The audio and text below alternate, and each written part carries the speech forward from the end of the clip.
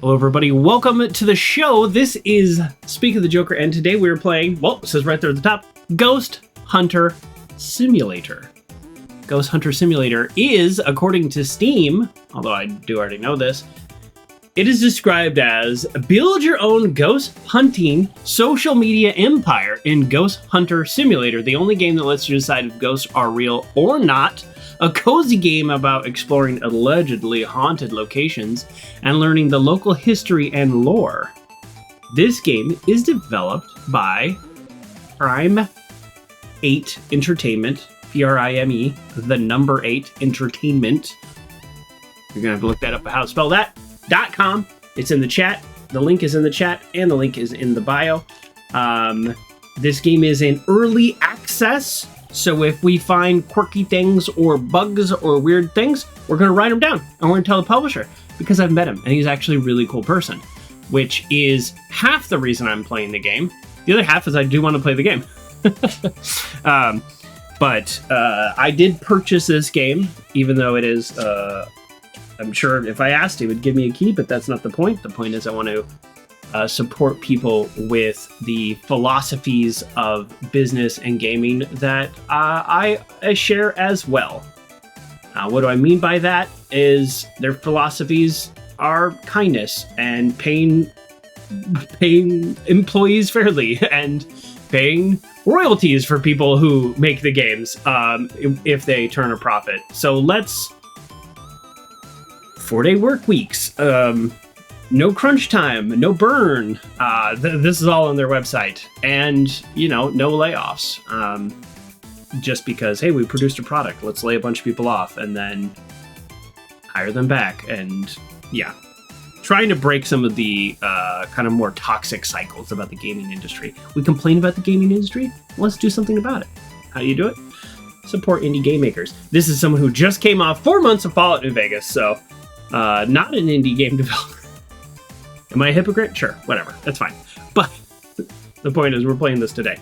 So I have played this. I did an early test, our early little bonus. So there are some things I understand. There have been several big updates since then. And so there are things I don't understand. So let's come play it together. Let's pause this music. And then when we get started, I believe the game might have some music. We'll find out.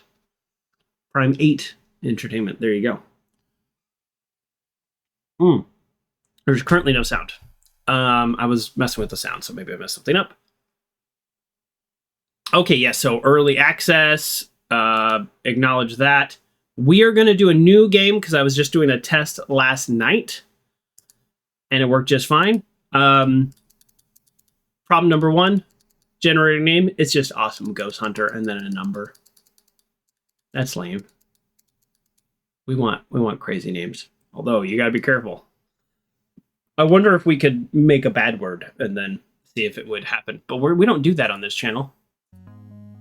We're all ages. I don't know that this game technically has a rating. I would probably rate it like an E10 plus, in my opinion, because there's some ghost-like images. Although there might be like a cheesy severed hand or something at one point, which I guess we'll probably would put it into T for teen. So we'll kind of put it in that range. From what I've seen so far, which is not very much, there's no explicit violence or jump scares or anything. We're gonna say,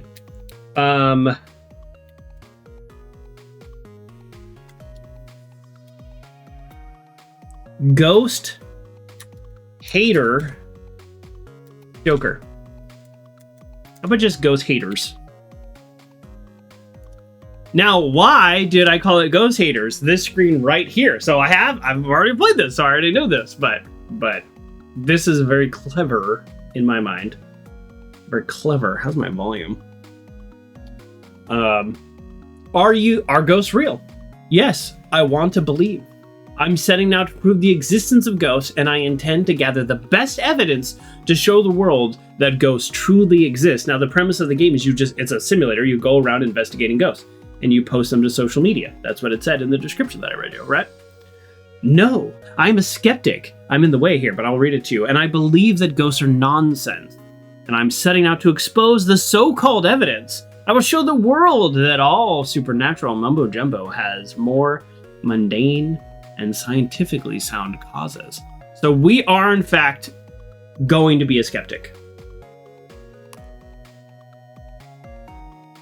Do I think ghosts are real? All right, we got music.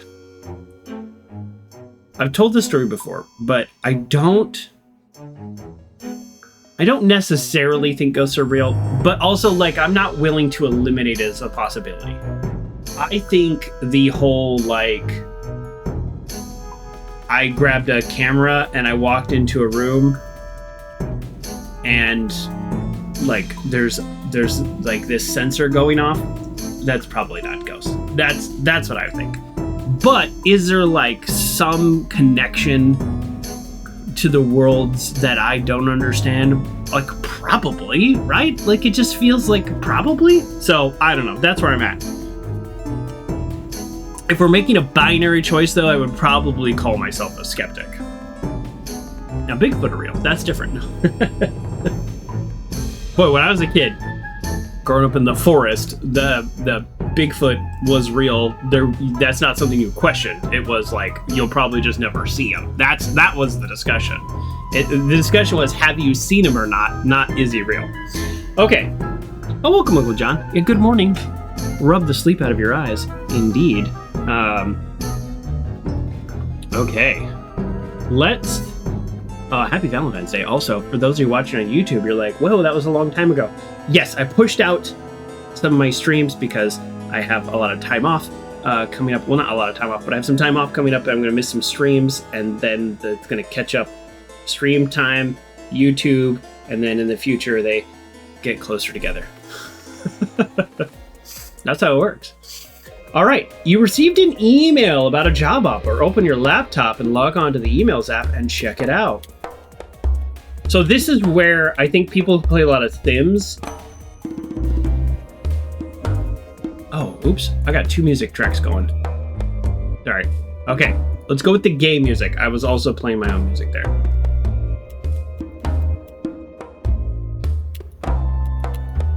Okay, so people who play a lot of Sims, this will be very familiar. I have played 2 Sims ever, both of them on stream.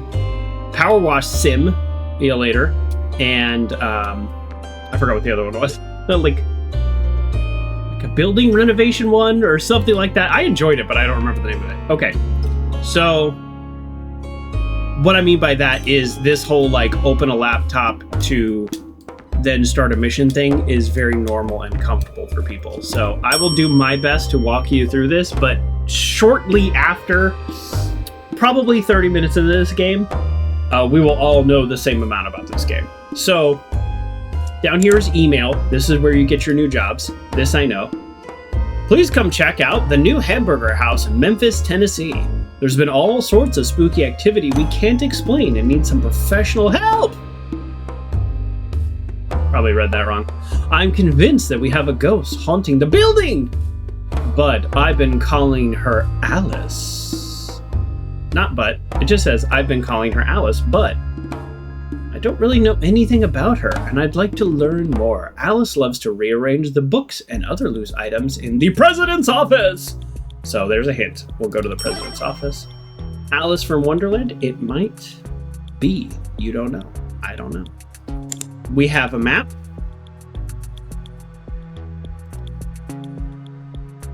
Memphis, Tennessee. We get a little blueprint. I have been to Memphis. This doesn't look like Memphis. I'm just kidding. I'm sure there's parts of Memphis. I got inventory, so we want to load out the car.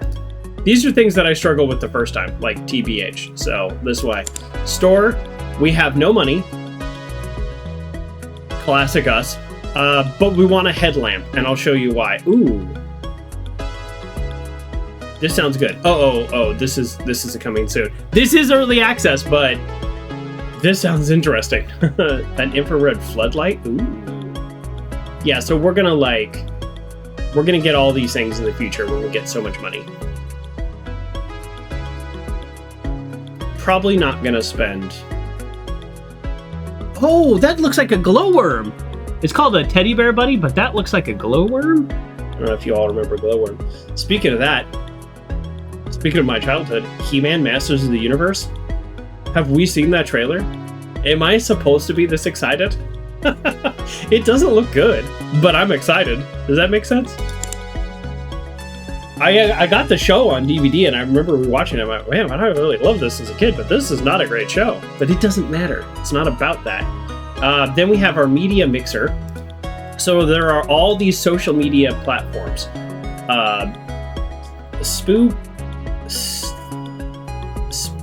I feel like I can't say that correctly. It's supposed to be Spotify, but spooky, so it's like Spookify, but it doesn't have a K in it. My Disgrace. I'm guessing that's MySpace? Audible, I think Audible. BooTube, that's YouTube. That one I got. That one I'm sure about. Reddit, I'm sure that's Reddit. And then Boo Sky, probably Blue Sky. That's what we're going with. I hope this music is...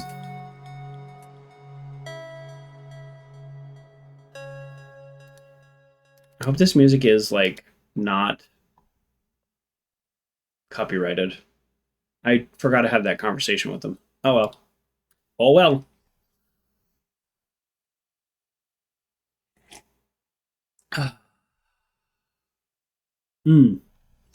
Music is royalty free. You know this? You know this to be sure? Or just because you looked at this? This looks royalty free. But then we have this. Like, what is this? It looks like royalty free music. And I'm down for that. We love that. Okay. Uh-oh. So this is my laptop. So as far as I know, there is nothing else to do in this area that's essential. Like, you get a visual representation of all your stuff and maps and things like that, but you actually do everything through the laptop. So I've accepted the job. I do the map. I load up my car. The first time I did this, I didn't bring a flashlight, and now I go. So there we go. I think this is how it works. Big YouTuber friend had no issue with copyright. Did your YouTuber friend play this game, Uncle John? Did you tell me that? That's exciting. And here's why. Because I mentioned this at the top. I'll say it a few times. I don't need to say it. Oh, good. Well, thanks for spreading the word. Cancel. The developer of this game is just a really cool guy. And so I want his game to do well. I also want the game to be good. So I'm not going to like lie to you and say it's not good. So far, Steam is spot on to what it's supposed to be. One of the things that I struggle with at first is eventually we will turn out the lights, and you can't have the flashlight and other tools going, which is why the headlamp is so valuable. That's intentional. Creepy. Press E to pick up camera phone. Oh, I think this is new.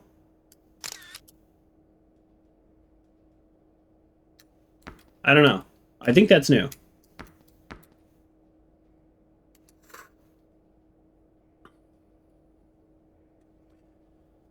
You're not really a ghost hunter in the sense that you're trying to prove ghosts. It's more of an internet content creator. Yeah, exactly. Yeah, which is so funny and interesting.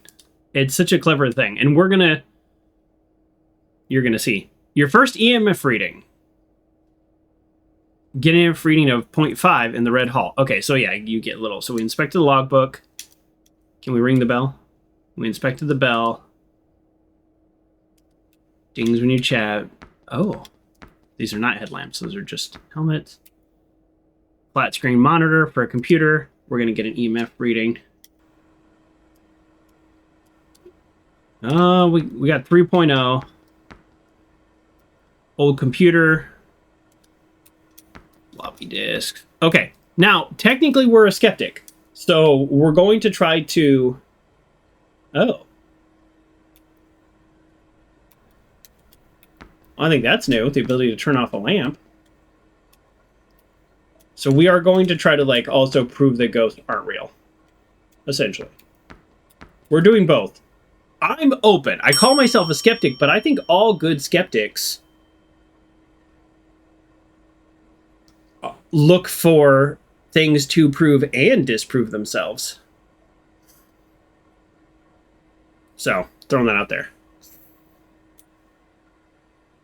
Okay, now we also want to fill out the journal. So, some objects give us journal entries. This is an old Bible. Looks like it's taken from a cheap motel. Its cover is battered. Inside pages are unmarred by reading. Interesting. And my nose itches. So, we're getting false positives from the light. Can I... Okay. Okay, so now we're getting false positives. So we need to turn off the breaker box. But if I'm trying to prove that things are maybe not real... Well, what did it say? Audio evidence discovered. Bust of dude? Hold on. What? Where's bust of dude? Ooh, pizza? I didn't see the pizza. Oh. For a budget production. Where's bust of dude? Now, I think, you know, it is early access, so I think things are just, like, still, like, maybe it's one wall over or something. Use the entries for blog posts. Okay. A ceramic piggy bank thought... The thought of needing to smash this sweet little guy is all the protection your change will need. Alright, coffee mug.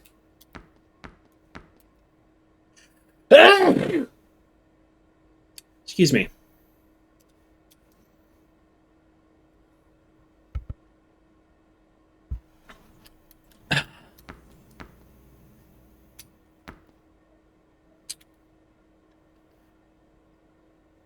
Okay.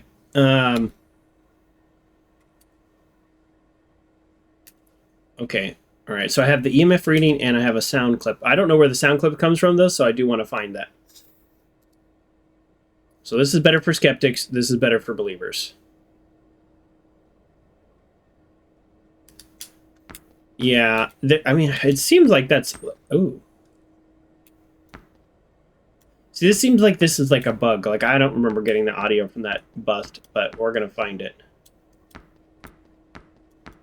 So this, I don't think this room existed in the first version that I played. How do we... Okay, hold on. We're going to test some stuff. We're trying to learn. We're also, you know, trying to break the game a little bit if we can. You know, why not? But I want to actually go outside... That's not outside, and that door was so squeaky. I wanted to read the email again because I can't remember what the email said. Okay, laptop.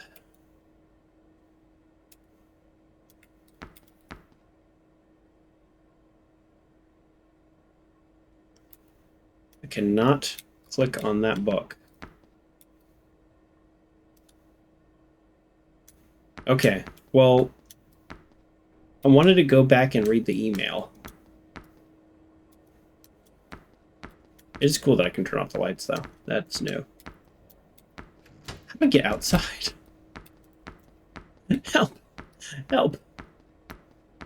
Where's the outside? Where am I? I'm on the other side of the house! Okay. Hold on. I want to test something. It goes a long way to test here. I'm just trying to get outside. I wanted to see if I brought my laptop with me. That's what I'm doing out here, in case you're wondering.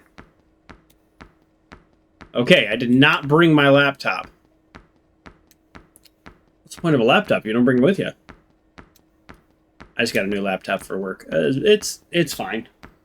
It's just a new version. I was a little bummed out because 4 years ago, the laptop they gave me when I started was like really good.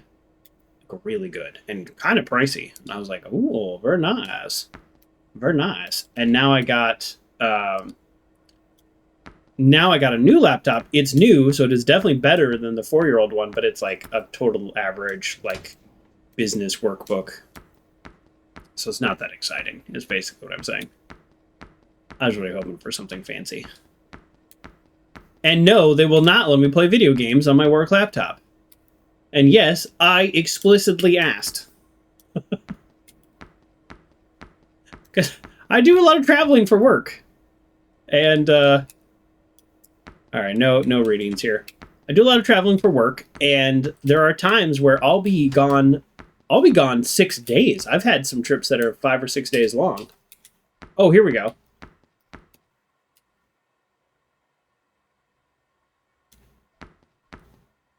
Okay, so press R to turn on or off, E to pick up. Okay. See, the issue is we need... I don't know where the music went, first of all. But we're going to need the sound all the way up.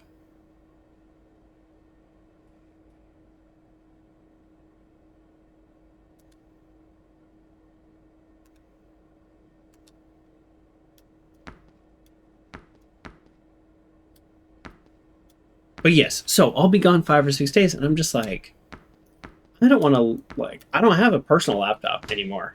I have desktops. And so I was like, can I just, when I'm out, play little games, just a little something that the onboard graphics can handle? And they were like, no. We refuse to install Steam. It's a security issue. All right. The Life of C.S. Lewis. Very interesting person, as far as I have watched a video on YouTube about it.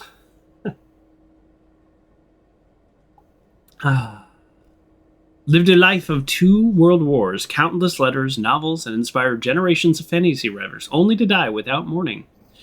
Overshadowed by the assassination of JFK.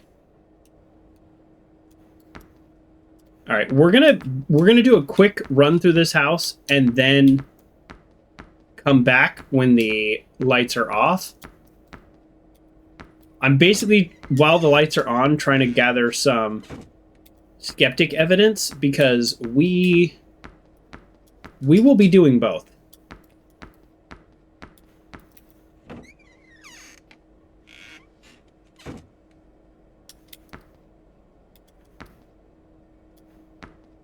Filming stuff with the lights off gets you a higher score. That makes sense.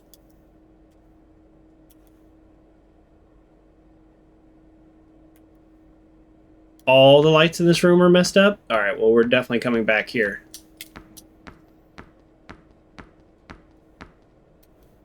Ooh.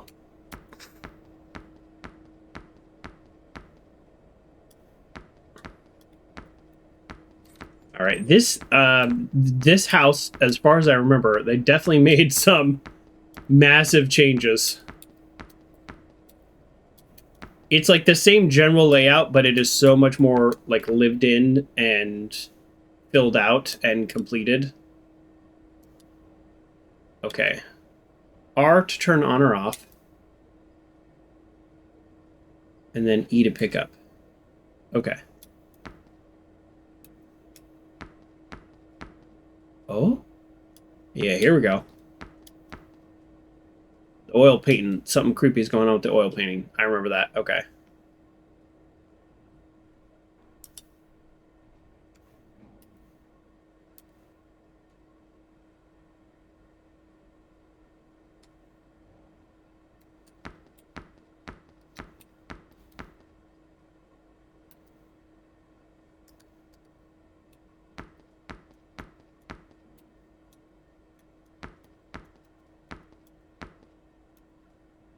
Aha! A dusty photo. The photo frame in the president's office is found to be turned face down in the morning. Does Alice have something against the particular family? Face down. The children are face down. I think I'm like kind of vaguely remembering the story that we put together.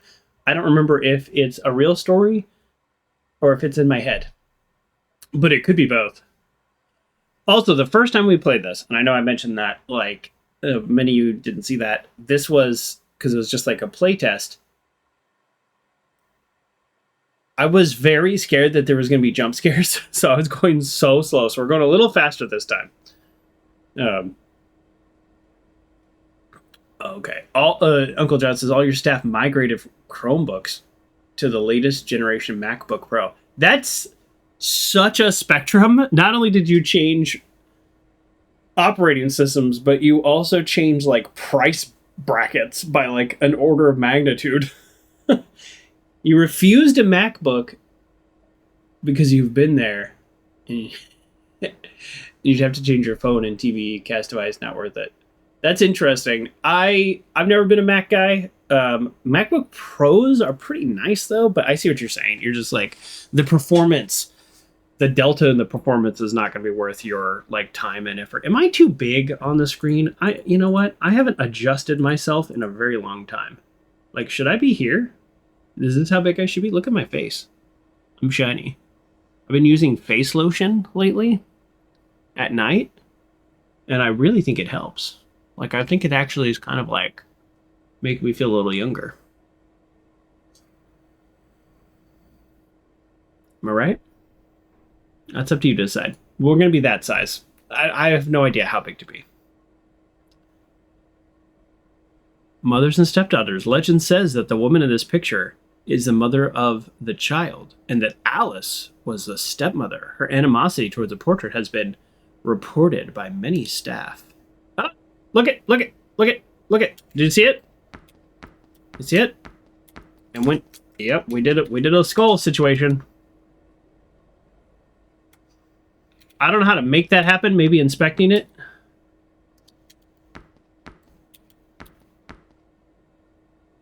Boy, should have been recording, huh?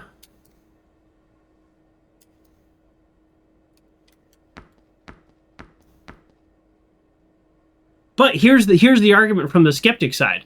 If there is some... Oh.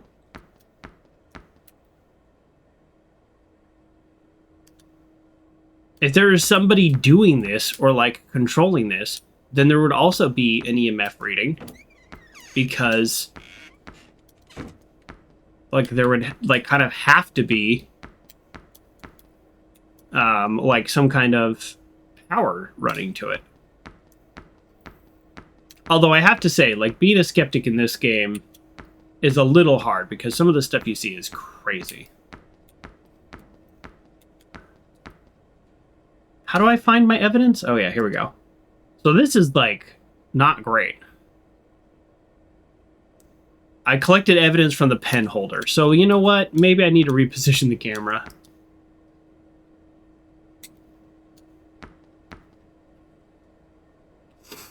Well, that's evidence from a pile of slides. How do I position the camera so it is, in fact, recording what I wanted to record? Go back. It did it again. It did it again. No. It's the wrong button. No. Get out of my way.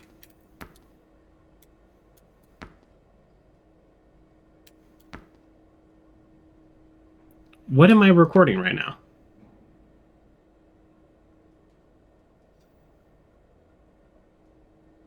Apple's its own dedicated framework, just like Android. Windows is more inclusive. Yeah, although Windows has been annoying me lately.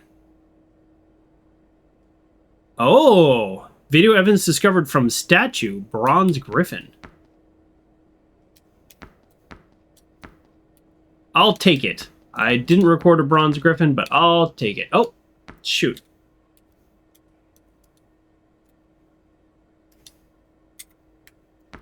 This is like, again, this is like just like a bug. There's probably something happened here. I don't know. This is my highest score. Statue bronze griffin. I don't know.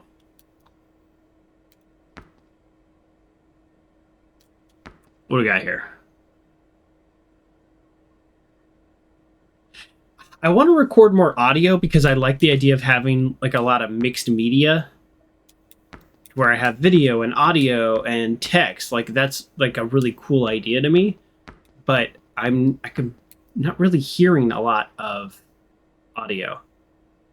The soft body doll with the porcelain face. The toy looks old and well loved. It has been restitched a few times. Alice seems quite attached to it and becomes angry when it's misplaced. Why don't we misplace it?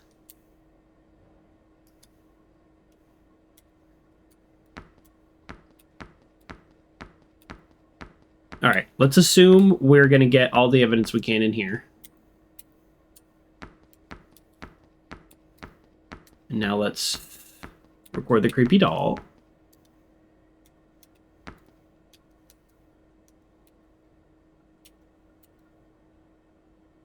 Wrong button. That's on me. That's not the game. This one. I'll tell you if there's a bug on the game here. I keep hitting the wrong button. We picked it up and looked at it.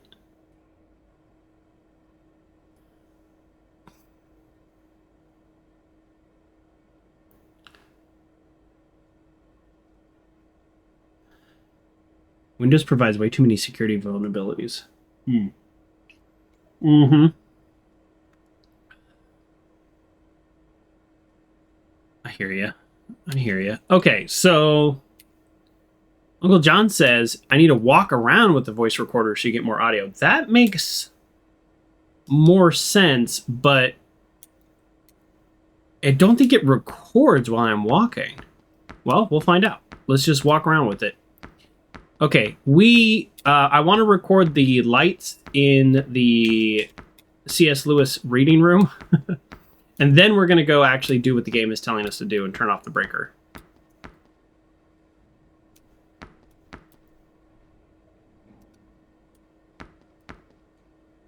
Did I turn the lights off in here? I guess I did. Oh, that's right. I have a flashlight. All right, yes. What's this photo about? Sorry, I already clicked on it, but let's see. Oh, yeah, it's a similar wedding photo.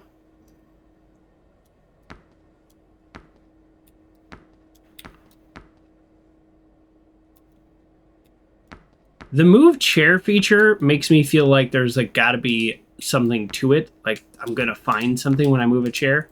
But so far I haven't. So I don't know how I feel about that. Where is the reading room? This house is complicated. Before I turn the power off, I want to get like every, you know, all the lights flickering. Here we go. Wow. It is easy to get lost. That's pretty creepy, right? 4 lamps all doing whatever that this is. So eloquent.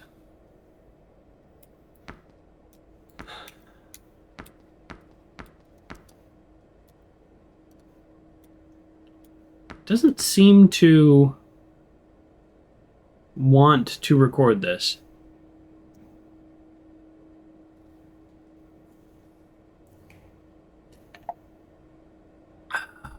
Uncle John says, you think it suffers from video game design?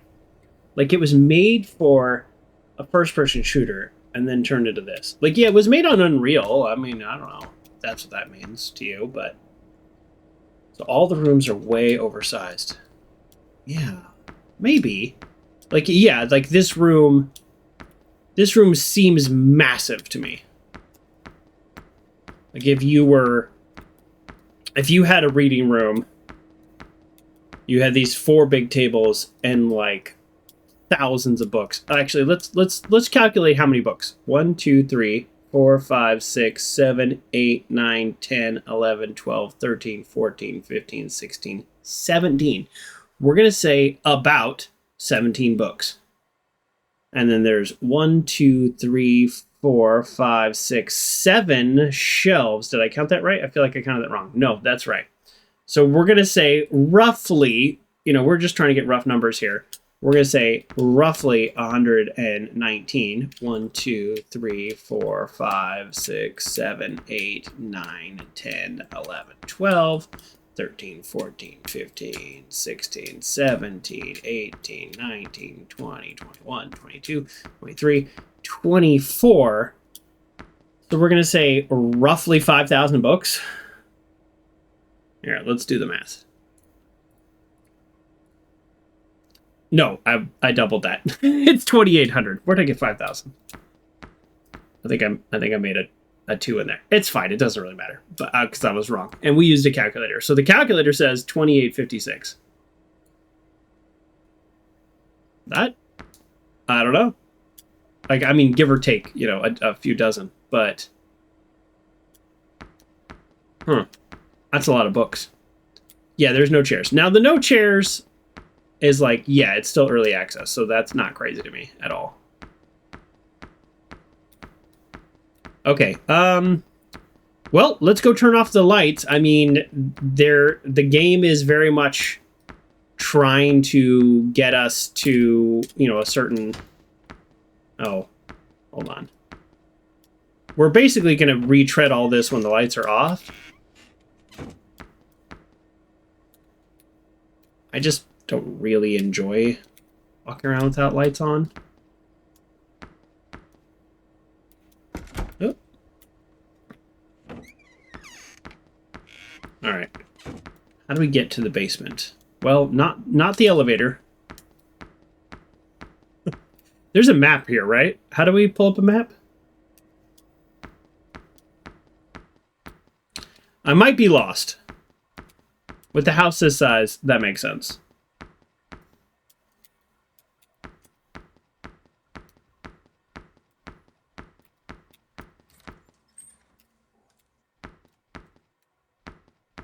I mean, why am I scared? I am constantly scared in this game. This room just doesn't have light. You doing anything crazy? I can't inspect that, so... What is this? The dining room is currently being used for a mailing project. The shiny pamphlets are being labeled and mailed to alumni and donors. Do donors want to know about, like, spooky stuff happening? Or do they not want to know about spooky stuff happening?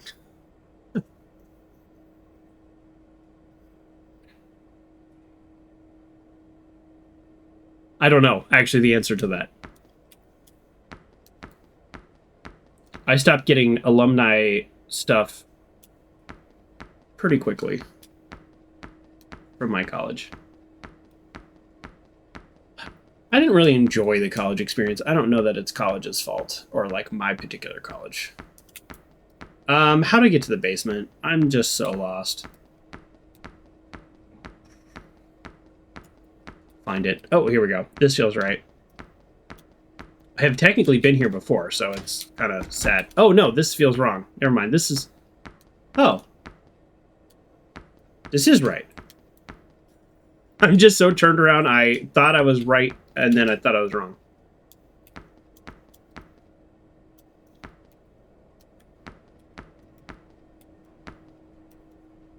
Oh, the old lamp is not working.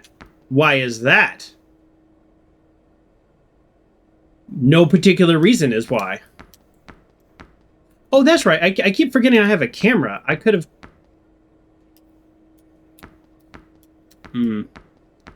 I could have tried to capture something with the camera. Oh, did he add the camera because I asked for it? Maybe. I don't know. In my playtest, I was like, boy, if only I had a camera. The nondescript door is locked. Basement is creepy and dark.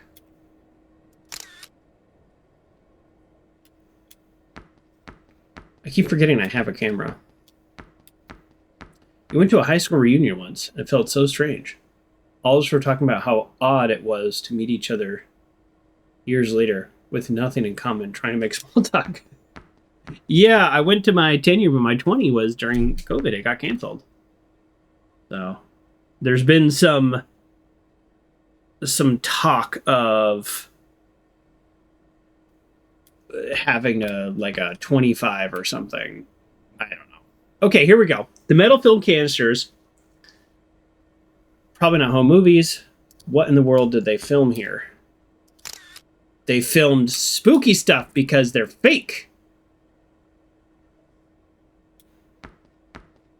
Although the bust of the dude is giving off crazy EMF readings. So we're going to record that. Watch this. And then we're going to record that.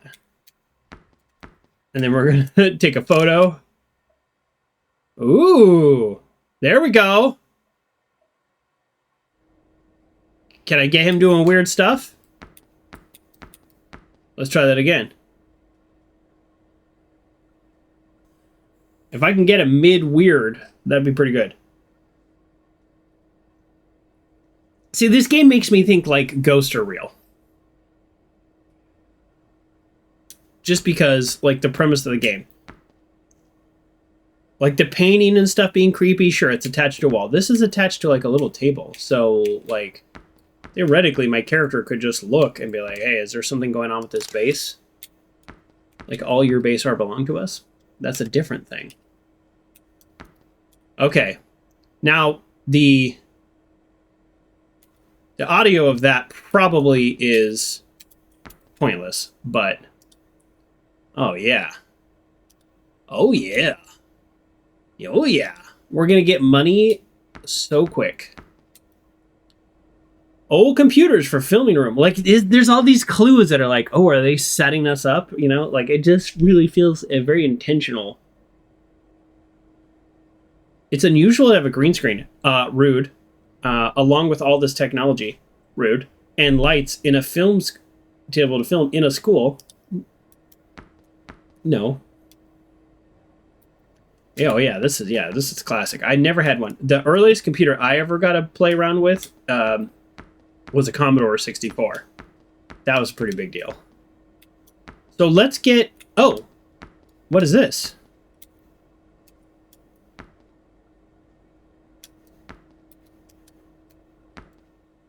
This is a mount. Oh, okay. So let's get a shot of this because it's like clearly some shenanigans are happening.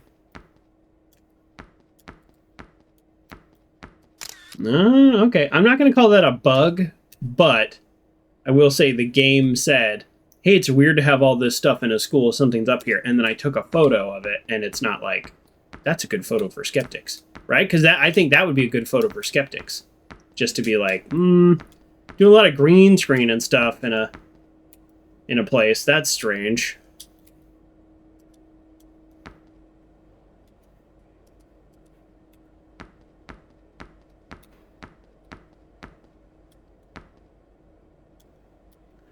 I think this whole video, you know, I'll send the link to the developer of this video.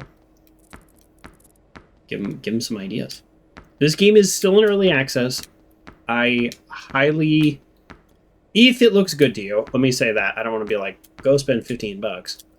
If it looks good to you, then I want you to buy it and support the developer. But if it looks like you're not sure about it or you want to wait till it's done, then like I totally understand. I'm not going to tell you to buy it, but you know, oh, what did I just push?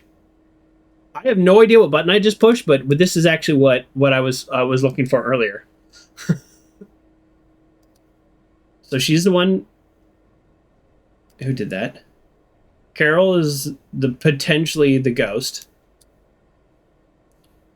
There's no pictures. There's an odd Bible ending up here. Surely it wasn't stolen from a hotel, but at the same time it has not been read. Carol seems to feel this is where it belongs. We want to go back and take a photo of that Bible, if we can remember. Bob was a minister who taught at the school. He was known for being judgmental and harsh. Discoveries. Okay, so C.S. Lewis is Bob stuff.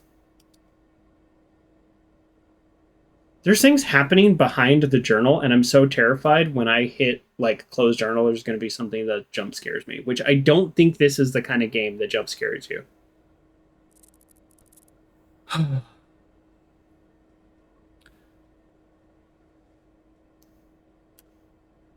With an acoustic coupler? Yeah.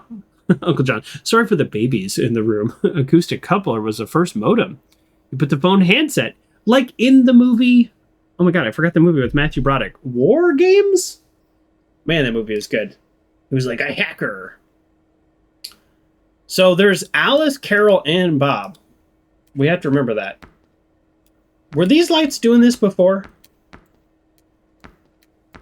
Why am I so freaked out? I know it's not scary. There's nothing scary happening right now, but I'm so freaked out.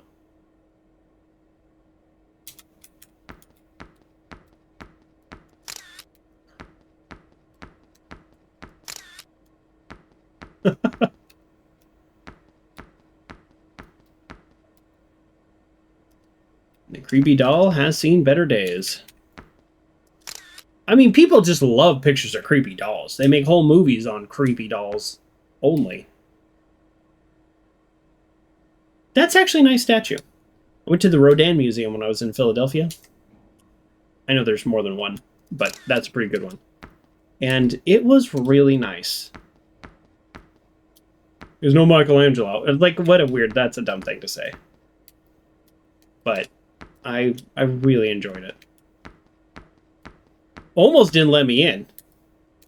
I was meeting up with a group of people, and I got confused. I thought they were coming down the street that I was going, and I was going to, like, catch up with them. And then all of a sudden I get a text, and they go, "Why aren't you here?" And I go, "What?" And here is, like, a half a mile away. Not the farthest away. And they were like, "You need to hurry." And I'm like, "Oh, I'm not Rocky." And I got there. Okay, that door's locked. And they were like, "Sorry, we're not letting people in still." And then one of my friends was like at the exit and like came out and like opened it up and was like, "He's right here. Like, can you come in?" Like, but you know, it was like a half an hour before it closed. And so then they let me in. But the security guy was like, "You better not be the last one to leave." He was like very serious. I was like, "Okay. Yes, sir." I was the last one to leave. No, just kidding. I wasn't. Man, I like the addition of the camera a lot, but I can't take pictures of a lot of things. I want to take a picture of this replica skull and be like, "Hey, look at this weird stuff they have in storage. Does this mean something fake is going on here?" You know what I mean? But I don't... Like, why is there a replica skull? Why is there a voodoo doll? Why is there a lit candle? Why is there a cross? Okay, the cross might just because it's a religious school, but... Still, why is there a gas mask? Even if they were like low value for skeptics, it would still be kind of cool. All right, now we're looking for... Okay, how did I open up the journal? Q opens up the journal. Well, actually, Q probably just opens up a quest. So let's just test this. M opens up map? No. J also opens up journal. Okay. So now it wants me... So I could kind of free roam and do my own thing, and I can open up the media manager and I can post things I wanted, or I can follow the quests and accomplish the goals that the quests have set out. And again, creepy clown? Let me take a photo of that. Absolutely. That would sell on the internet. Look at this creepy clown in this creepy school. 100%. Hundo percento.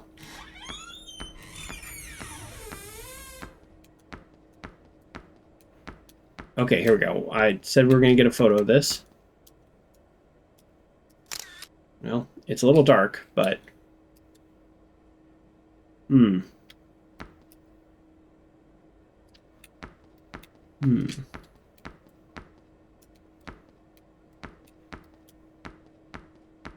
Okay, so let's get some EMF readings. Again, why I'm truly scared. It's so strange.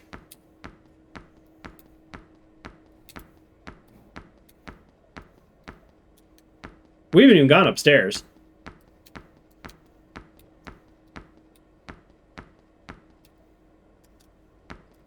Okay, no EMF in here. Let's go to the creepy study. Stacks are creepy. People can hide in here.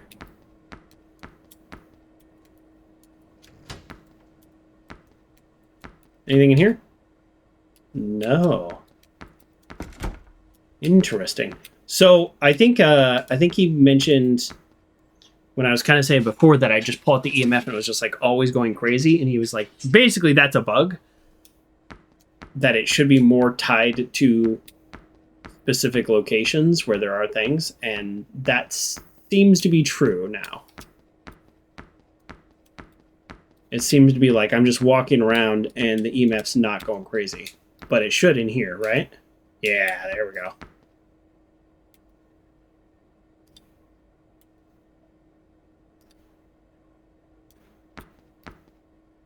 The evidence is too similar. Try checking another room. Yeah, that's fine.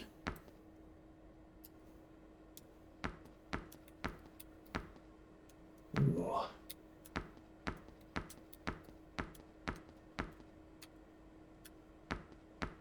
Oh.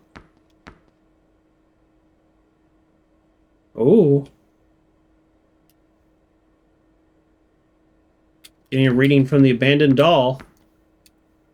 There we go. Now can I get a photo of the abandoned doll? I can. I like that. I like being able to get a photo of things. Let me try to take a photo of the oil painting. I don't know why I didn't do that before. So I really want to check out another location. So we are going to go upstairs, and I don't want to say we're going to like rush through, but we are going to just kind of collect whatever we can find upstairs and then go to another location, because I've only ever done this location. Wait, what was this called? Development office, okay. All right, let's get some photos in here. I think I actually already got that one. Or no, I got a video of that. I saw the creepy skull. I don't know if that's, like... I'm assuming I have the photo set to, like, low light, or I can do that in post, because I don't have light, so I don't know what it's gonna look like. Although I've taken plenty of photos that is just dark.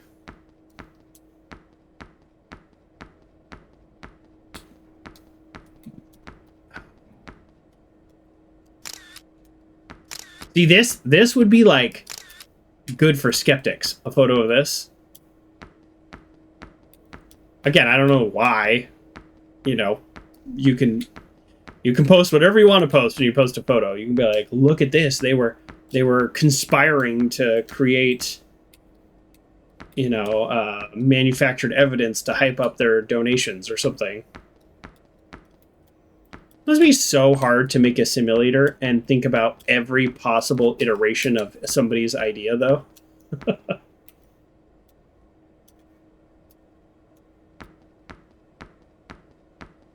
Skeptics, aka debunkers. Yeah, I think that's actually a really good distinction, Uncle John. I was trying to say that earlier, is like, true skeptics are not disbelievers, right? They're just people that are like, I don't know. Like, show me the evidence. But I think in today's world, the reality is skeptic means I have a point of view and I'm going to prove that point of view. So it is just a believer otherwise. It's a belief in something other than the thing that you are claiming that you're not believing in.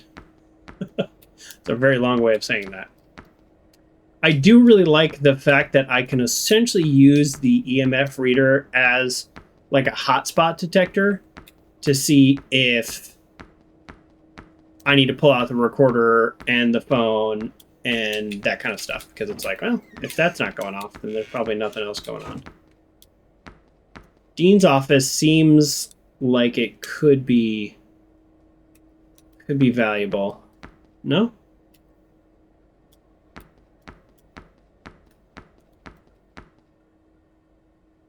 It's a little kitty cat. It looks like a lynx, but like a little different. I don't know.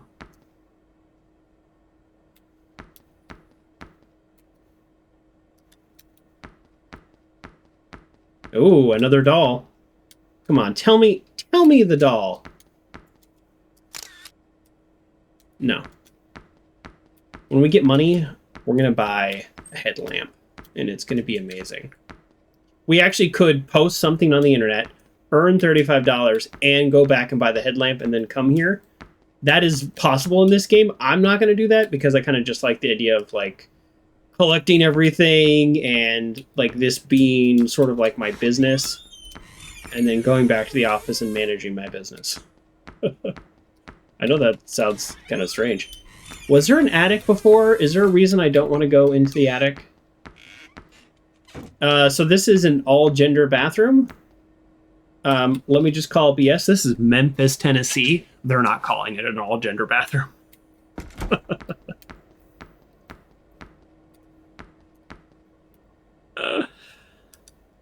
Prove me wrong.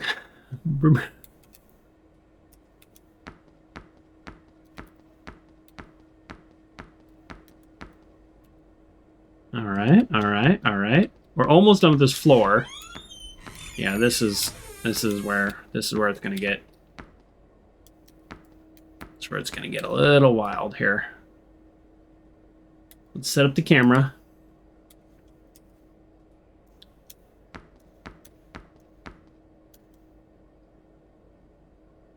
Set up the recorder here.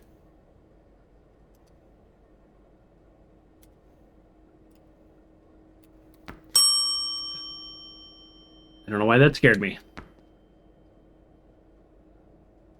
Interact with a haunted object associated with Alice. Now that you've gotten some good EMF readings, see if you can find around the president's office. It might give you some insight into Alice's ghost. Oh, this is interesting. So if it's going to be Alice and then it's going to be Bob, I would prefer if, well, we'll see what happens. I'll do the quest because I just want to see how the game plays out. But this is probably an object associated with Bob. So when it comes to that quest, oh boy, am I already going to be done with that quest? You know what I mean?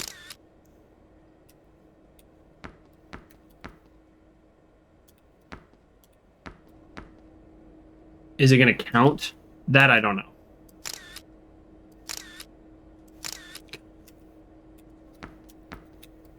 It's not like film's expensive. I might as well take a photo of everything. Play me a song, The Piano Man. Yes. Thank you, Uncle John. I will not be playing on the piano. But did I get evidence of the piano? No, I got photo of the piano, but I didn't get video of the piano. Nope, wrong button. Nope, wrong button. There we go. All right. So you are pointed directly at the piano. Is this game bold enough to mess with Jesus? Like have the portrait of Jesus do something crazy? That'd be bad. I think they get in trouble for this. Are we doing the code? Is this the thing again? I think I wrote this down before, and it turns out this was not related, so we're gonna write this down. 689, feeling fine. This is all the area codes.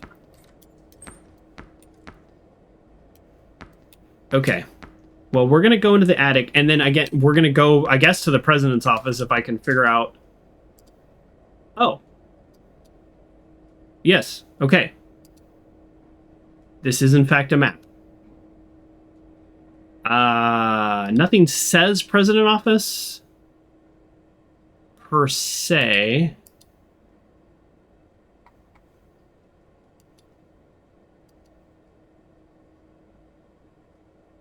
Huh.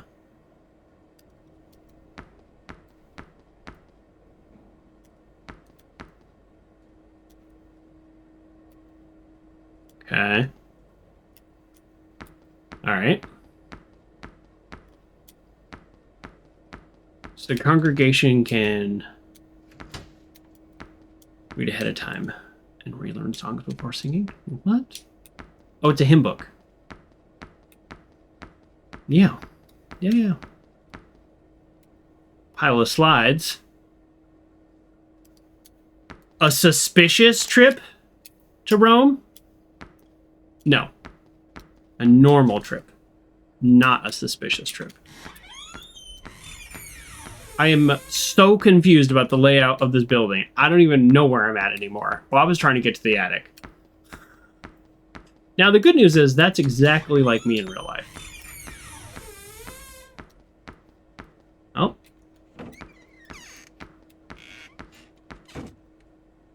I have no idea where the president's office is.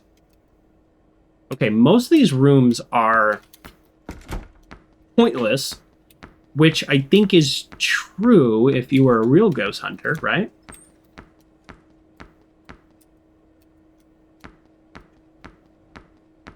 Or, see, if I'm a skeptic, I could be like, look, a boring old multi-purpose room. This place is supposed to be haunted. All right, let's go up to the attic. We're going to go to the attic, and then I'm going to try to do this quest. But then I'm a little worried.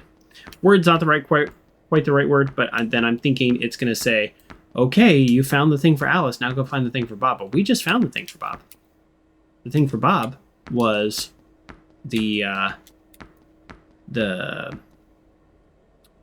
cross. And then at the same time, I think we've already found the thing for Alice, which was the little baby doll. Okay, the pre-rolls have turned off, so I'm going to run an ad real quick as we're just kind of walking around and exploring here. So I'll be right back, everybody. We got to run ads. We don't have a choice. Twitch will make us do it. Coffee's so good, but now it is cold. Actually, to that point, I'm just going to finish this off because it's barely drinkable right now and it's just going to get worse. This is single origin coffee from Peru, made by the beautiful people at Humble Bay Coffee. I directly asked them if they would sponsor me. I sent them an email and said, hello, look at my account. Look at all the coffee I have made or I bought from you. Will you please sponsor my show? Here's a link.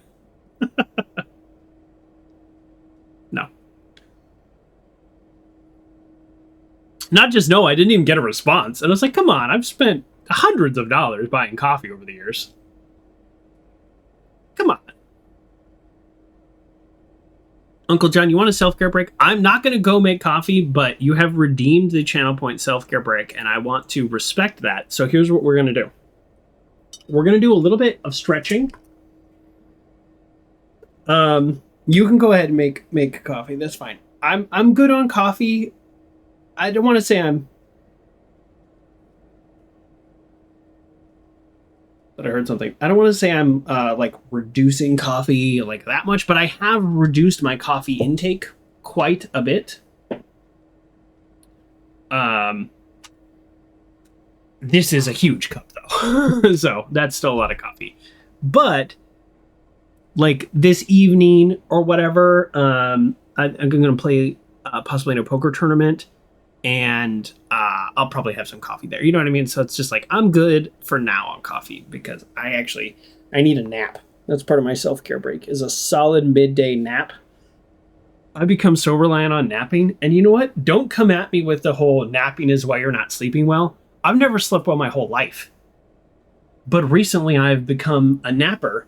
And that has helped balance out some level of cognitive load for me.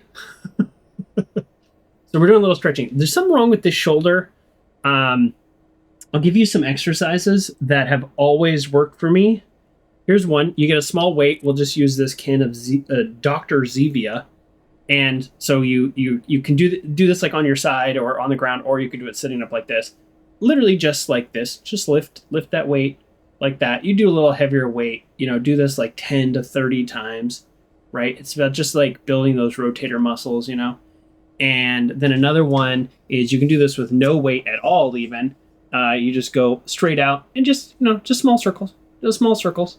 That'll exhaust you after a while, even with no weight. But you can add a weight if you're, quite strong in your shoulders. And that has always really helped me until now. This shoulder, I did that, got better after a day. Oh, the shoulder is like messed up. This hurts a lot. This shouldn't hurt. Even when your shoulder is hurting, this should just feel like, oh, okay, it's a little strained. And then check this out. Oh, that's as far back as I can go. Let me do a side profile. That There. Like, that hurts. That hurts. Right there. That hurts. Now, let's do my other normal arm. Normal arm. Oh, I can go behind my head. You know? I can go behind my head. Yeah, it's like, it's not a rotator cuff injury, but it is a problem with the rotator cuff, right? So normally just my little exercises, well, I guess technically that's an injury, right? But normally those little exercises that I just did, those like, do those for like 3 days, my shoulders are good again. Well, that won't happen for months. So there wasn't like an acute thing I did, and it wasn't martial arts because of life and travel and a lot of not great things over the last couple months. I have been missing class a lot. This is the first week I'm back at class, my martial arts class, which it feels great to be back. So it's not from class because I haven't been in class. So now I'm back at class and we were doing this drill. It's just like this warm-up drill where essentially you do like a hammer, fist, punch just into a bag. It's just a warm-up drill. So it's literally like this. It's just like hammer, fist, punch, hammer, fist, punch. It's just to like get your heart rate going, you know. So somebody's holding 2 bags and you go hammer, fist, punch, hammer, fist, punch. So you hit each bag. It's just a little warm-up and, you know, it's great. And then you're like, speed up, speed up, speed up. And I was like, ooh, I gotta go easy because of my shoulder. So maybe if I use it more, it'll be better. I don't know. Maybe I should see a physical therapist. I don't know. I do have insurance. Maybe I should use it. I'm always telling my brother that. If you're watching, I don't know if he's watching, but I'm always telling him he's, you know, he's a healthy guy generally, but you know, when something comes up or an injury or a cold or something, I'm like, you should go to the doctor. He's like, no, thanks. You're paying for it. All right. Thank you for the self-care break.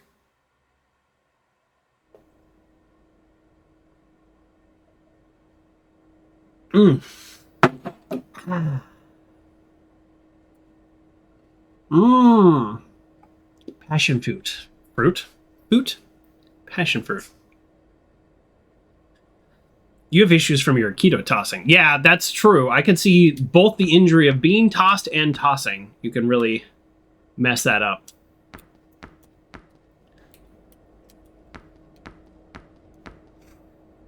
I think I actually might be...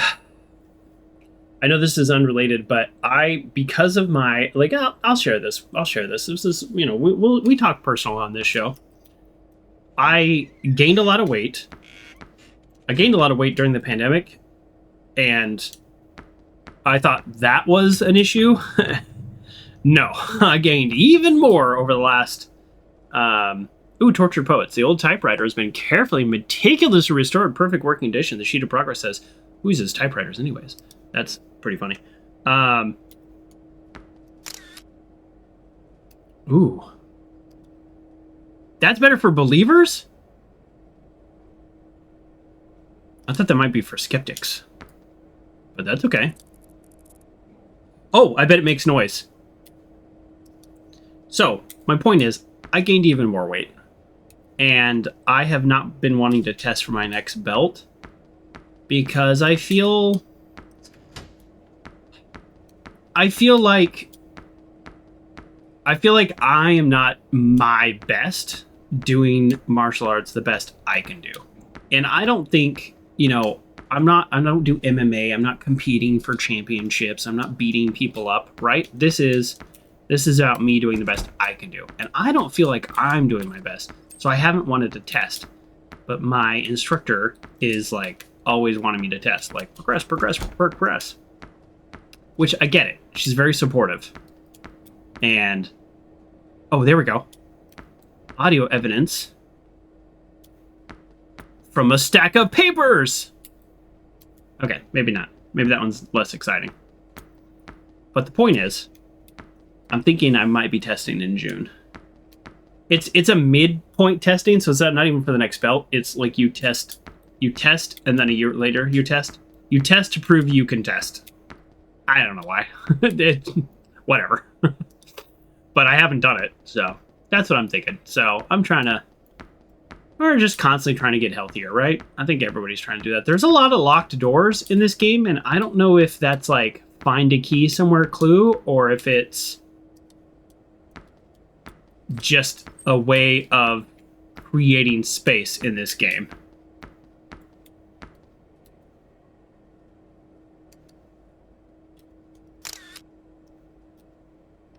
Okay, now I'm curious.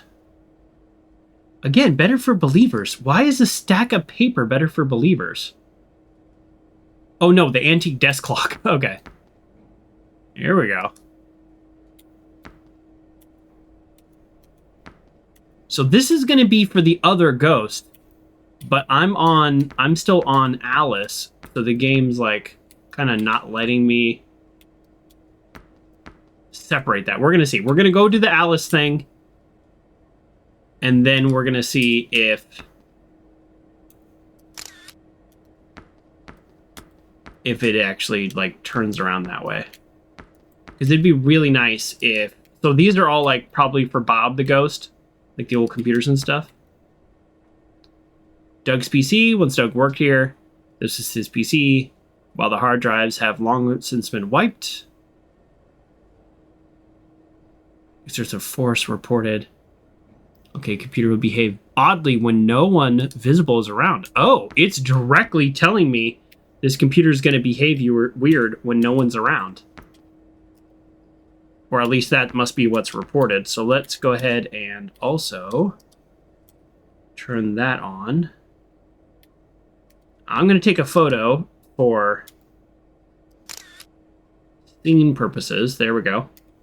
And then let's go, shut the door, and come back and collect that evidence.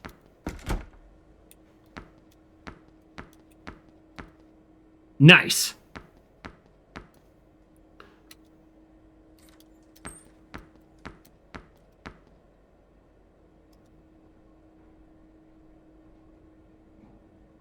Kobrak, not so much. Anyways, all of this is just to say that as I hopefully continue to progress in my newest health journey, might be testing in June, which is not an insignificant amount of time away.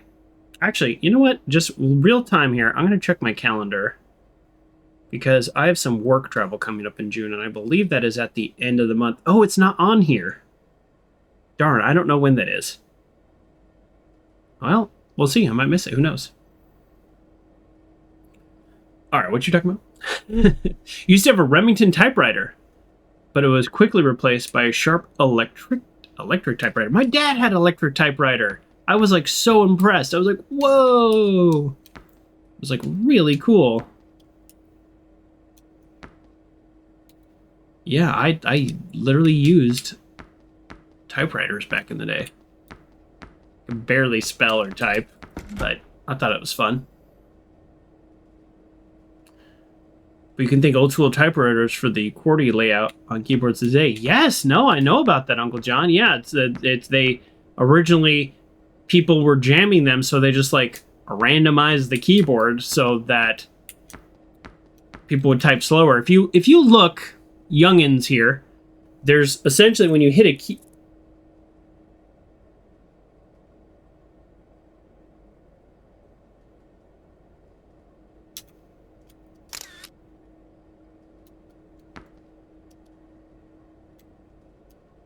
Well, that scared me.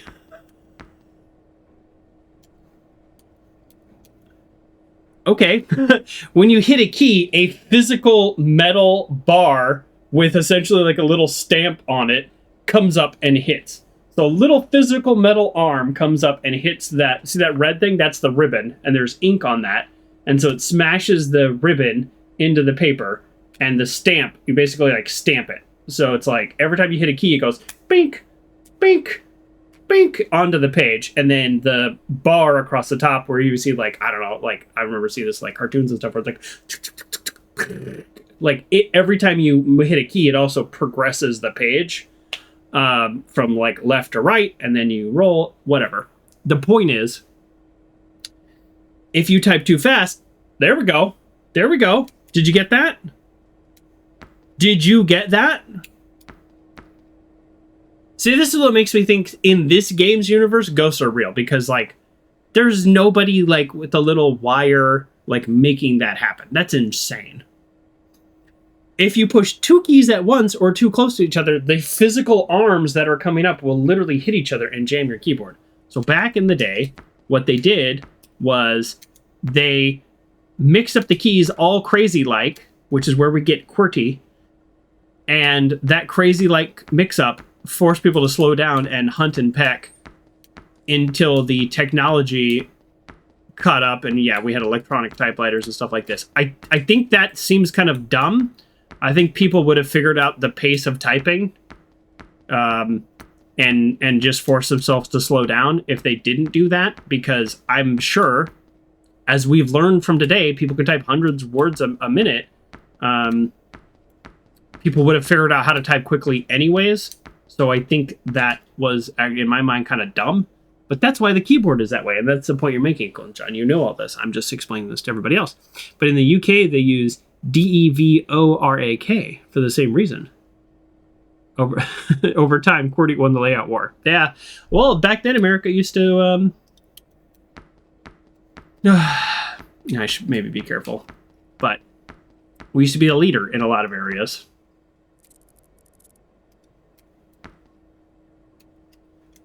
Okay. All right, let's actually do the quest. We went around and we have collected a ton of stuff, but let's actually do the quest. Now, is this a bug? Do we call it a bug? Okay, I'm gonna put this on the list. I'm making a list while we're playing of things. So first of all, the menu audio can't be turned down. That's that's on me. You all didn't get to see that. That was me. Now I'm gonna say quest objectives were completed before quest given.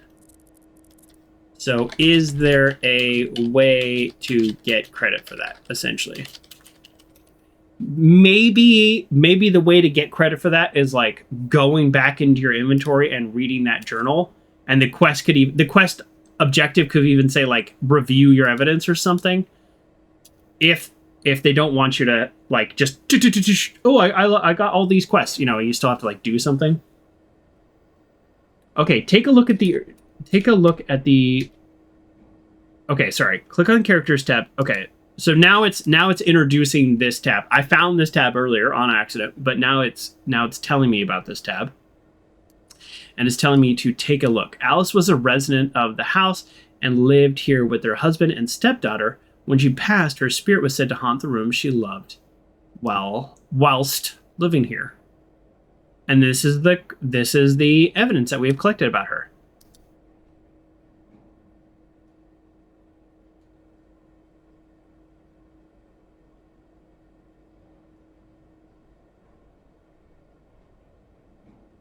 I don't know that we met this guy. We've got a good amount of evidence on Doug, though. Okay, so now it says press Q. It's telling me that I'm done here, because that's right. The quest was to investigate Alice. There is more to do here, but we have completed the game's objective, which is I can return to headquarters and we can come back here because there's Bob and there's all kinds of stuff. So let's go ahead and do that. Let's continue with the game. This is essentially like the tutorial. So let's do that. Because our job, this lady hired us to investigate Alice. We have collected evidence and discovered this about Alice, so we are done. This location happens to be haunted otherwise. What the heck is this?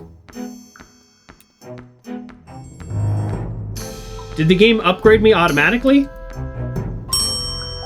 We're gonna go to our store because...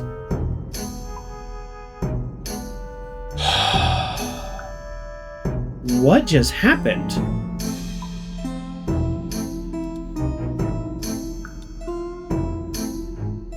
What? $19? What just happened?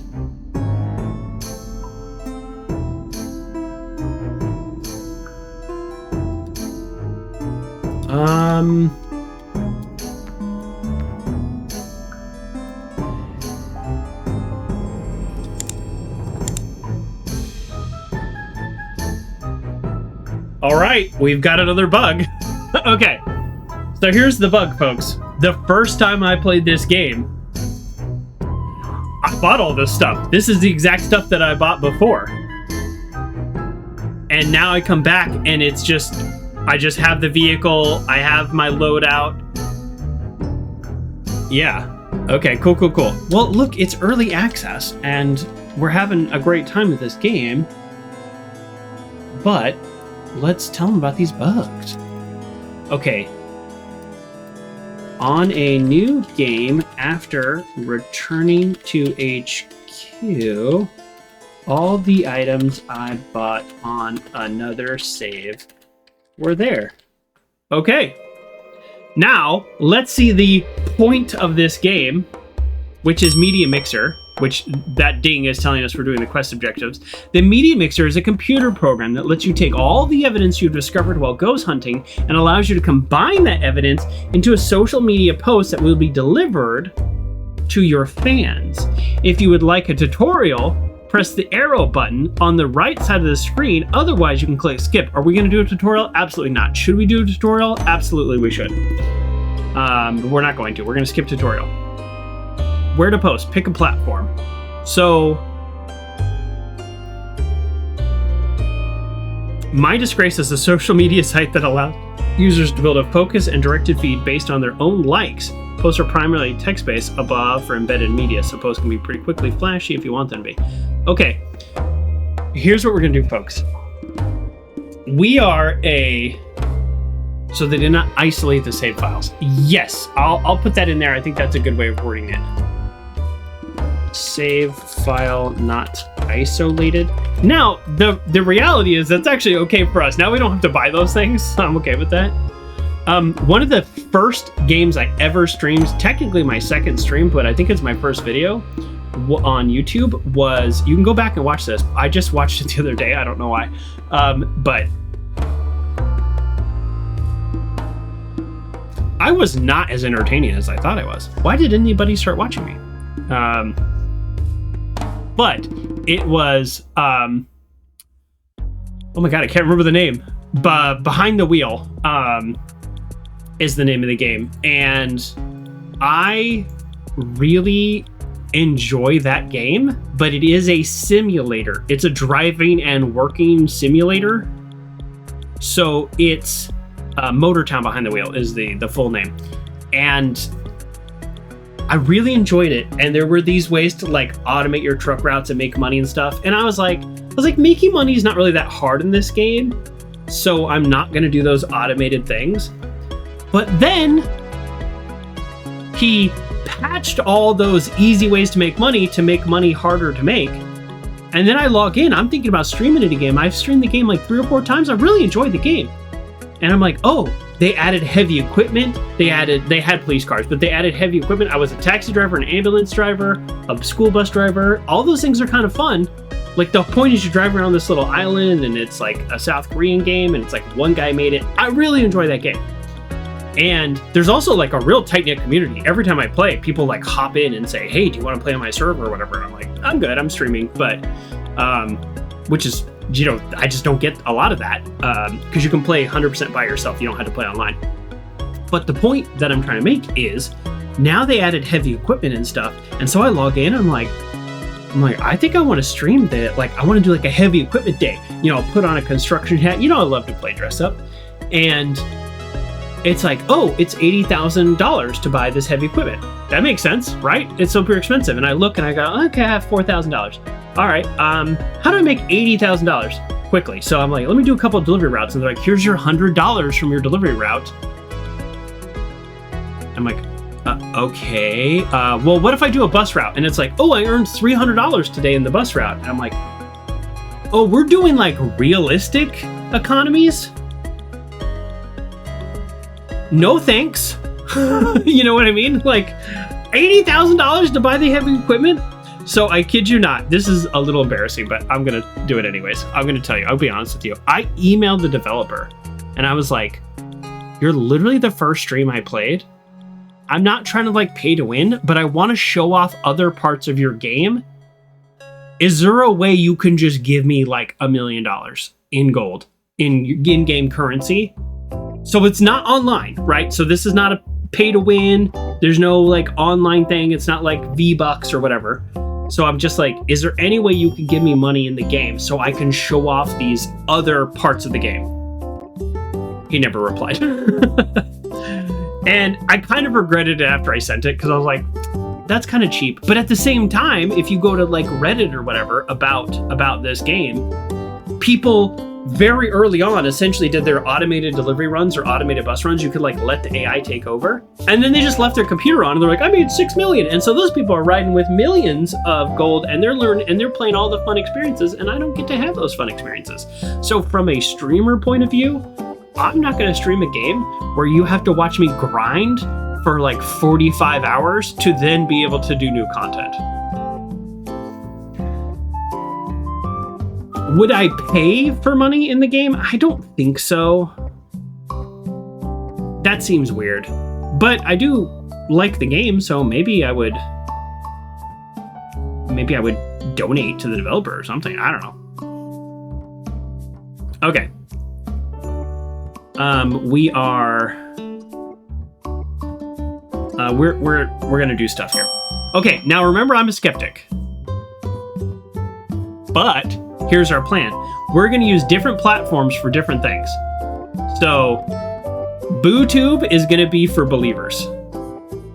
Hey developers, a handy note. Why not have a cheat menu for streamers? Ooh, that's not a bad idea. Now, I don't think that's necessary for a game like this, because earning money is playing the game. You know what I mean? But in that game, for example, it's kind of like essentially, let me explain the difference. Let me try to explain the difference. That game is all about doing different jobs, many of them tied around driving to be able to experience the game.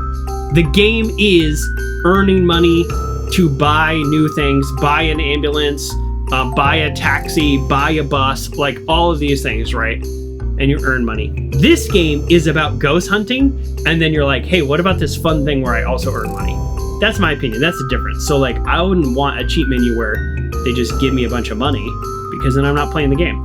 I do think this is still bugged from what he explained to me, is that you post these things, they're supposed to take up like a certain amount of space. You're supposed to like, it's supposed to be a challenge to submit onto this grid, if that makes sense. And I think it's just bugged. So this one is the framed oil painting. This is spooky and scary.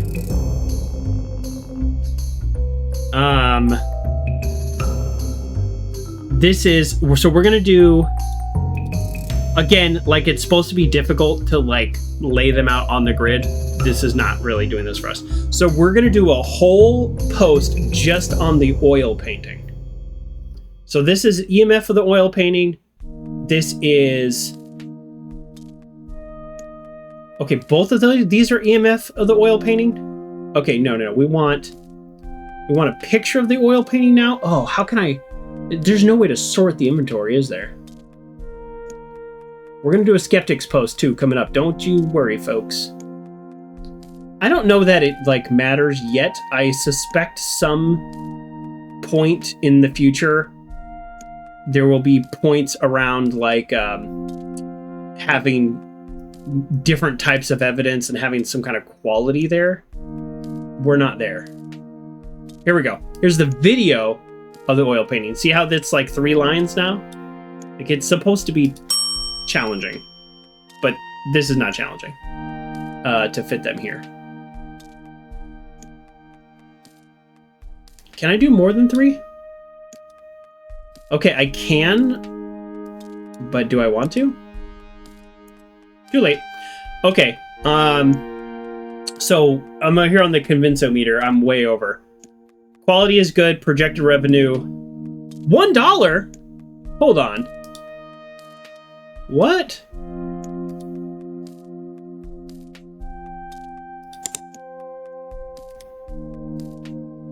Let's skip that tutorial.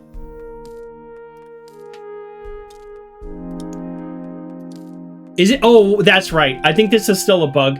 if you submit too much evidence, it like loops back around after 1,000. Okay.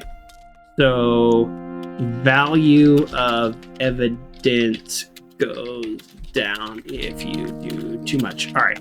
It like loops around. So let's test that theory again. Come on, Joker. There we go. No, see, that's 2,000. Okay, hold on. Maybe I'm wrong.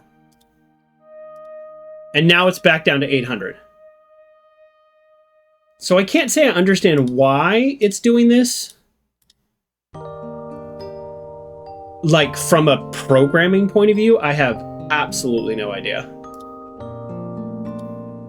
But that's okay. We're gonna get our money. We're gonna what do you call it? We're gonna get the bag because we've immediately dropped our skepticism, and we want money. Money, please.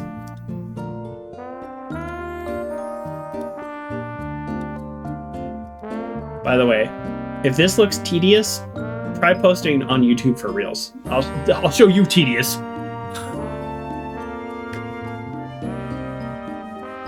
Speaking of that, I need to get my video up. I'm starting to get nervous. I run low on shorts. I have 20 shorts saved up at 5 a week. That's still 4 weeks, but I still get nervous. Uncle John, thank you for making a clip earlier.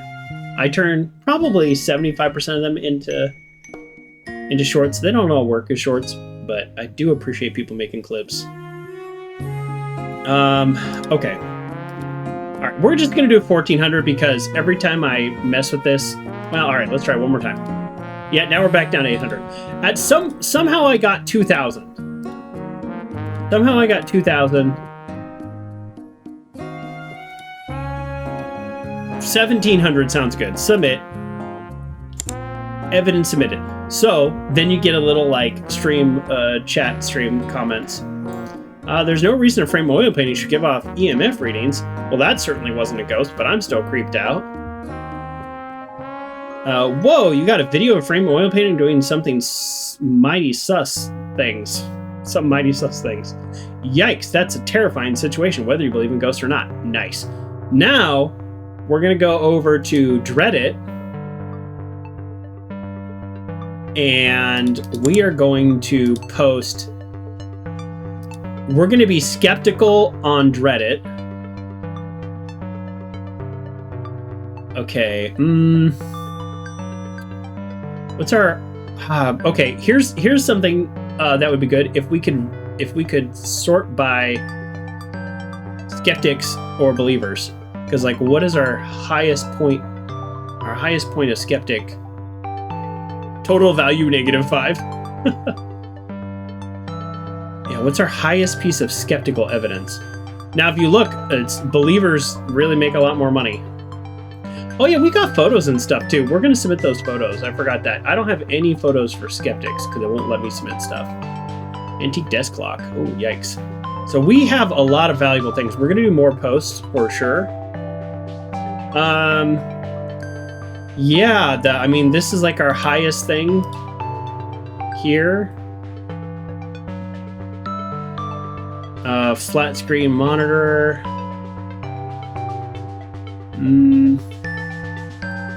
Vintage lamp. Oh, here we go. This is good. Yeah, if you're skeptical, you get $64. Key to today, try YouTube circa annotations. Those things were nice, but I remember annotations.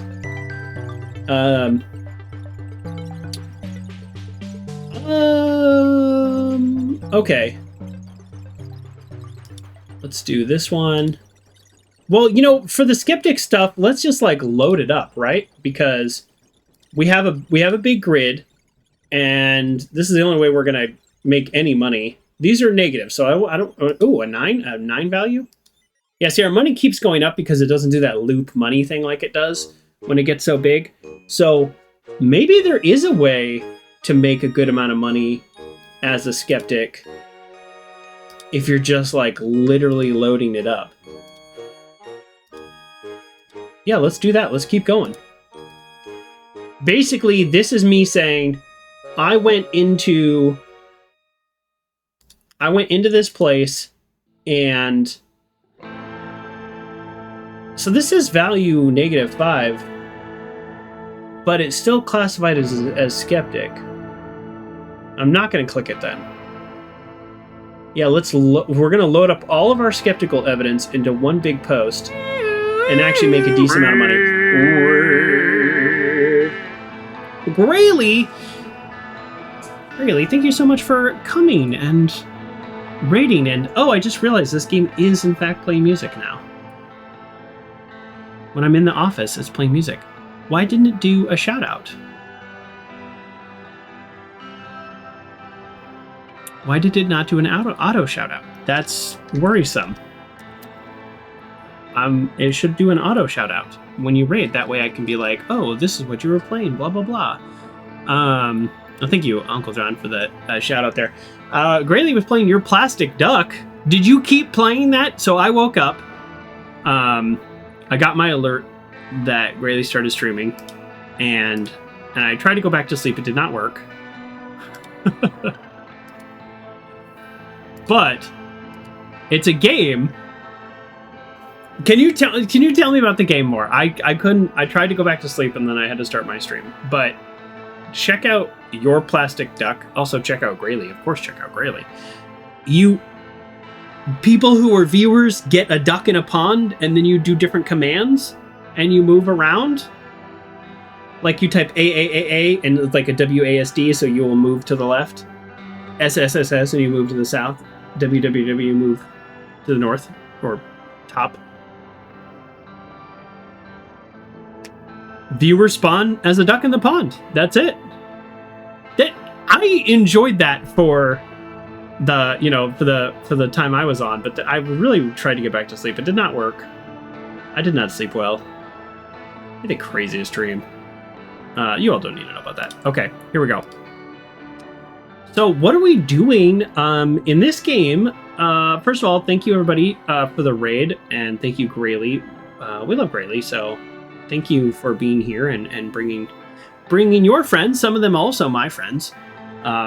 But this game is Ghost Hunt Simulator. It is made by Prime 8 Entertainment. I will have a link in the chat, in the description.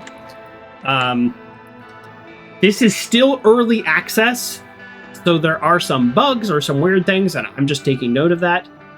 I happen to have met the developer of this game. Check out their website, check out their philosophies. He's just a really good dude, so I'm hoping that he is successful, that his first game is successful, and that he then makes more games. He has, I think, a very non-toxic philosophy in the gaming world, which is very much needed. So let's see. He's just kind of making this game on his own here. With, I guess a small team. But it's Ghost Hunter Simulator. So you are sent to a location with all your ghost hunting tools, and you collect evidence. You can decide if you're a skeptic or a believer, and then you collect all this evidence, and then you go into the media mixer. This is what we're doing right now. And then you select a platform. We currently are selecting Deadit, which is a play on Reddit, obviously. And we're submitting a bunch of skeptical evidence. And we're going to make $358 from this evidence that we are submitting. There's a few kind of bugs around, like things being submitted and stuff. So we're going to call this Prank Scientific. And then that's it. And we're going to submit this, and we're going to make $358. And then there's comments. This is like a social media platform, right? Whoa, boy, this is a lot of comments. There's more comments than on my BooTube post. Okay, let's scroll back up. Okay, there's too many comments. I guess we're doing great. Oh, there's at least one comment for every piece of evidence. That makes sense. We submitted a ton of evidence. So Usual Coffee says, I have no idea what that was, but it sure was creepy. Your EMF meter kept going off on a wall sconce. That's so wild. Yes, quality post with well thought out evidence. Looking forward to seeing more of this. Thank you very much. So we earned quite a bit of fame. I don't know what that's worth, but we'll take it. We earned $358. The platform took their cut. And over on BooTube, oh, what happened on BooTube? Okay, so there's a bug where if you earn too much money, it then like reverts to $1. So that's annoying because it was like 2,000. So I put that in my, hey, there's a bug, because I made more money on my skeptical evidence than I made on my believing evidence. So let's do this. We're gonna do another post. Oh, right. We're gonna select. So we're gonna do another BooTube post, even though I used some of my best evidence. I think I was doing this incorrectly. So we're gonna do scary. Oh, that's right. That's what you're supposed to do. Okay. That's right. If you do, okay, now I'm remembering. Sorry. If you do tags, it makes it more challenging to submit evidence because you're essentially like blocking things with tags. I have no idea if what I'm saying makes any sense, but I'll show you here. Now we're going to submit this evidence. See how it takes up 3? So it's a little harder to submit. So this is $1,100. Overall quality is just okay. We're going to submit because I would like to make some money. But you notice that I submitted that whole page of evidence on Deddit and I got $350. I submitted one video of an antique clock doing something weird and they want to give me $1,000. That's on purpose and I think very clever.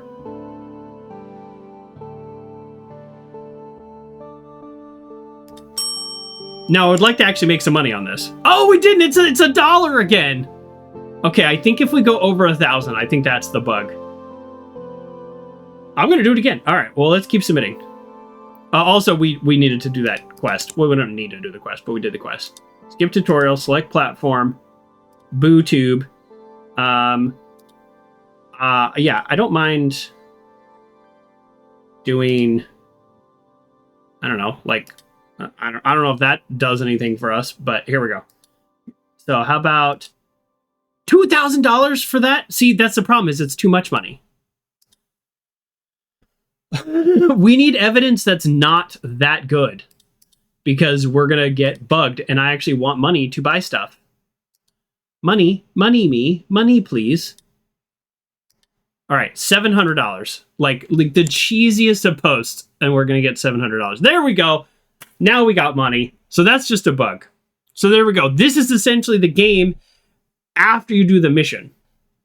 So let's check out the store app. We're going to upgrade our gear.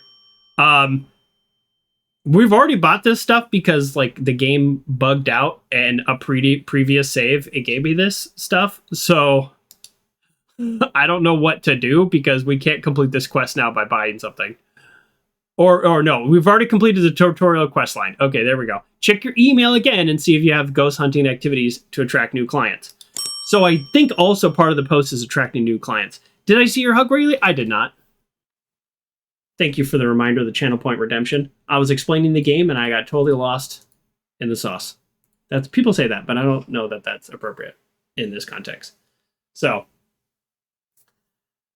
kind of true to life, shorter videos get more views, longer videos not so much. Well, yikes. Truer words, Uncle John. I posted a video the other day, actually. Feel free to check out my YouTube channel. That video is, for me, taking off. And I kind of knew it would, but it took a couple days because I got so many comments and likes. It's like an 11% thumbs up ratio, like view to thumbs up. That's insane. Usually it's like 4% is considered good. So I don't know, or maybe it's just for me, but there we go. So hug for me, hug to you, Rayleigh. Thank you so much for joining me. And thank you for the hug with our weighted heart pillow, spreading love and joy to all around you. That sounded weird and cheesy, but I do appreciate it. I appreciate the hug and I appreciate you being here. Yeah. So, now, from this point forward, there is nothing I know about this game that you all don't know. Okay, so we've got a couple. Okay, we have a lot of evidence still. Like, we've collected a lot of evidence. So let's see. Let's go to My Disgrace, which I think is supposed to be like MySpace, right? Obviously.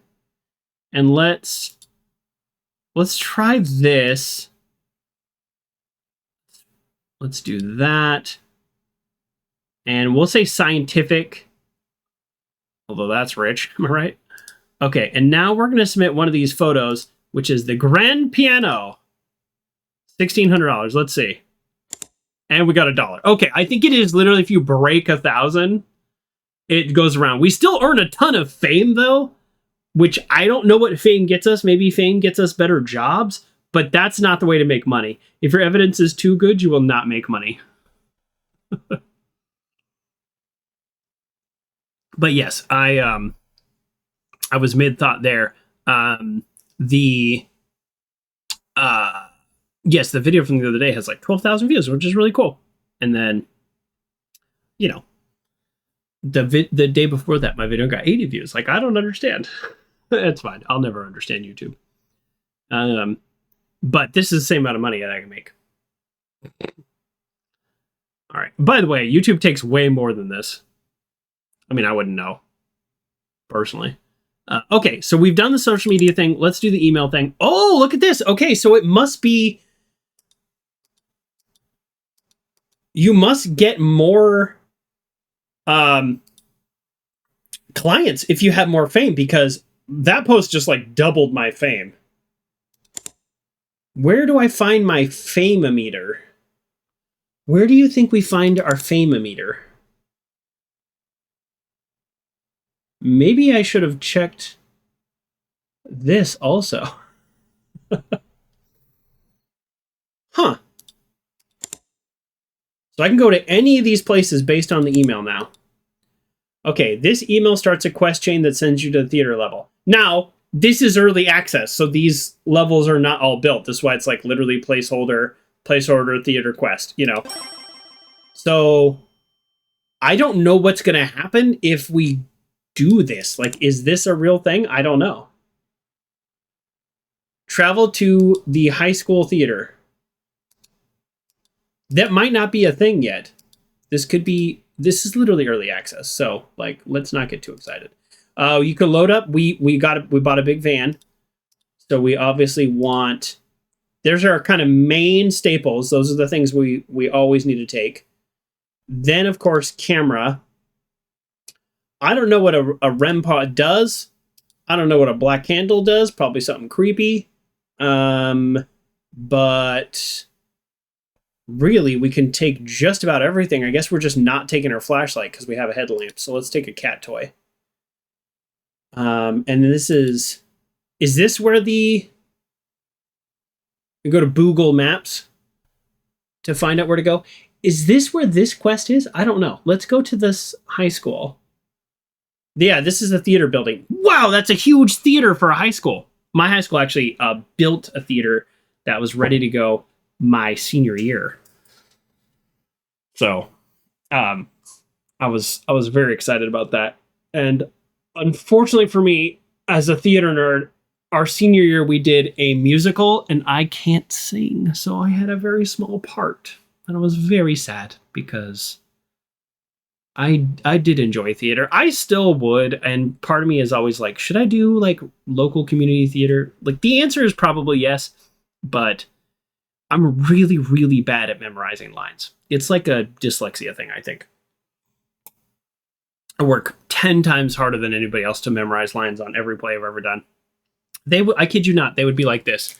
They'd be like, here we go, I've got a Hot Hands here ready to go. They'd be like, okay, since 1987, Hot Hands has been the leader in air-activated warmers. It's brand trust. Okay, we're good. And then they would just like be off book. And every day I would record myself and I would listen and I would record the other parts. And oh my God, I spent so much time on that. That's honestly why I don't do local theater. It's also a huge time investment. All right, let's go. So this is all new for me. So I haven't been here at all. I don't know what to expect. It's telling me to grab my gear, at least 2 items. So now we have a headlamp. You have to buy an upgrade to the headlamp. If you don't, then you will... you actually can only hold a flashlight or the EMF reader, which is kind of funny. Which I don't mind. That's intentional. Okay, we have the black candle. How many things can I carry? Actually, I just realized I don't know the answer to that. We've never done a second mission, so this is new grounds for us. Oh, we can't also get the cat toy. Oh no, we can. Okay. So the answer is everything. Okay. Theater dossier. Okay. It's a lot of words to say that this building was originally built in the 40s and then it got a lowball contract in the 70s for a slapdash conversion of a gym to a theater. Well, I mean, it's a high school. So that what do you expect? Let's see where the invisible where the invisible wall is. Is there not an invisible wall? Can we actually go over here? Wait, what? No. Oh, man, I thought the first level was huge. Oh, no. I'm actually, like, not excited about a huge level. Like, this is actually too big. You know, the order of objects of items that I picked up, which I'm blocking half of it here, but I should have done the order the same as when I picked it up before, because now I am not really looking forward to that. It would also be like, hey, here's a pro tip. All right, I'm adding this. These are not bugs, but this is like my feedback. Some bugs and feedbacks. If you could separate the evidence by type, so skeptic, SKEPTIC, and believer. If I don't run a spell check later, that's not how you spell skeptic. I got there. And then if you could archive the evidence you are not going to use. Now, theoretically,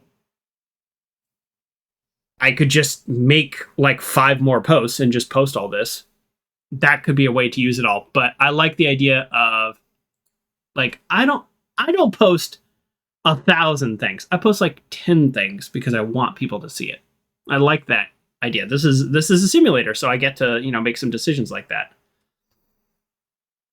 Okay. So,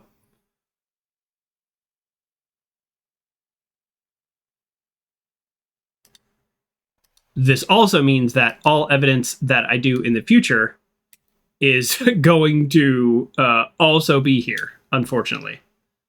So let's go. Let's go to... Okay, hold on. I'm trying to... Okay. Boom. Boom. Okay. This is not the exact order that I want, but most of all, I want 2 and 3 to be camera and EMF reader. So I think that's okay. You can drop stuff and pick them up. So that's okay. All right. Review the... Sorry, the quest is... So these are all the characters, even people that I haven't necessarily discovered with. So this is the person that... This is a placeholder, NPC theater. Quest. Quick description, Crow's journal. Okay, so what am I doing right now? Plus X. So it says, review the case file. I don't know what that means. Checking the checklist. I don't know what that means at all. And it could just be that this isn't, like, created yet. That very well could be it. Okay, so there's some things off limits. I actually like that, because otherwise this, like, seriously, this game is going to take forever. So I think this is the theater. This is the main building. So in natural Speak of the Joker fashion, if that's the direction they want us to go, we're going to go somewhere else first. just to see what's over here, but it sounds like things are blocked off. All right, we have our answer. This is early access, and this level is not built out.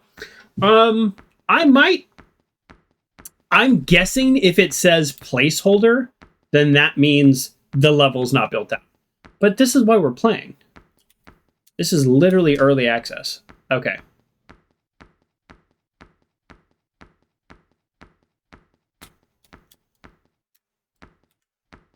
Oh, I thought it was operate that. Oh! Are we about to break the game? We're about to break the game. We're just in a neighborhood now? There's no way we're supposed to be over here.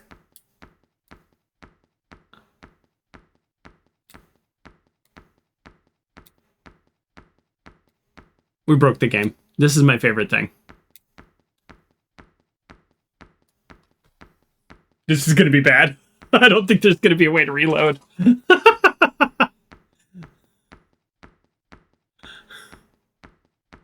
Bye, level. See you later. Oh, man. That's good. Hold on. While we're falling here, because I'm literally just curious what happens if I just keep falling. Let's pull up the Steam page because I want to tell you what version we're on here. So we are on...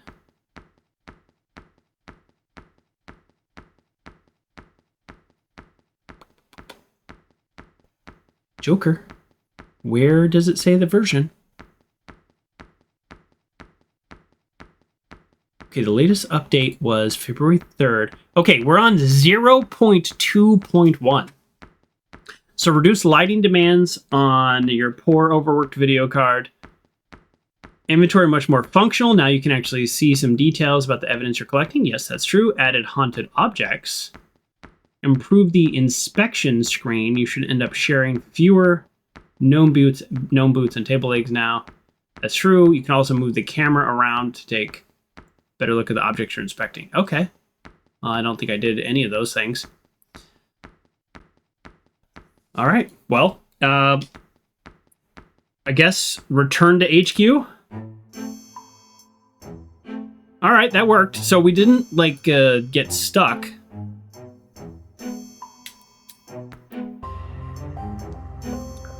I want to go back here. We're just gonna make a few bucks here real quick.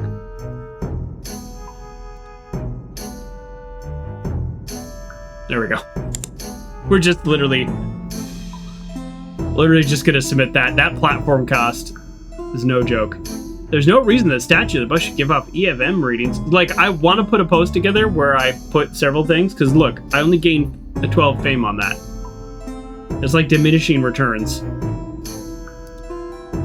But, okay, alright, let's, ooh, is that new? Alright, let's go. Alright, we're gonna go back to the theater because I want to.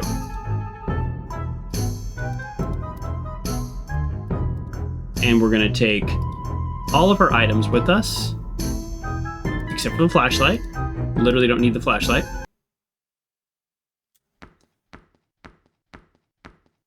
The cat toy lights up. I did not know that. Did you know that?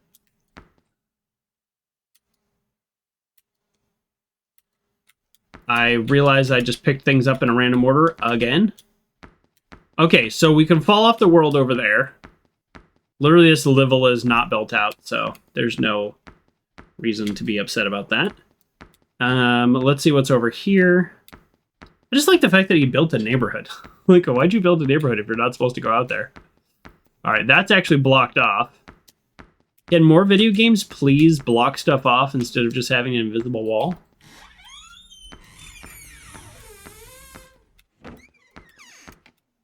Now this is what I'm talking about with bathrooms. Yeah. Full doors. There you go. Do that. A little toilet and a communal sink? Absolutely. Why don't we do that more? I know this is ladies only and that's fine, but this, we don't need, bathrooms don't need to be complicated. Individual doors to do your business, your private business, and then you can wash your hands in a public area. This door doesn't even need to exist. Wash your hands, brush your teeth, shave, whatever you need to do. Put on makeup, it's fine. Oh boy. This looks buggy, but I am loving the fact that this is a theater. Oh, this level is fully broken. Look at this door being here. Oh man, I missed the theater. I do love a theater. Now I want to see a play. I'm not even here at this point for the actual purpose of this game. Now I'm here, I feel like, playtesting and enjoying theater. So this theater would have terrible acoustics, but they did set up the fact that they did a like shoddy remodel in the 70s to turn a gym or multi-purpose room into a theater. This is a decent slope, although I might argue you want a bigger slope. You don't want somebody who's above average height in the top row blocking like 7 people behind them. Maybe you want to limit that to 1 or 2 rows. Usually you do that by there being steps here that are a little bit bigger. This is maybe like 1 inch. I'm talking about theater design, not game design now. This stage is quite low, which, is fine. There's been some interpretations of the ADA laws that you actually require railing. I remember when I was in college, there was a new interpretation where they said anything that's more than like X number of foot drop, you need a 4-foot railing, including this. So they wanted a railing in front of the stage, and it became like a huge thing where it was like, do we have to shut down the theater department because you can't have a play like that? And what they settled on, although I don't think this complied with the law as interpreted, was a essentially like a curb. Oh, excuse me.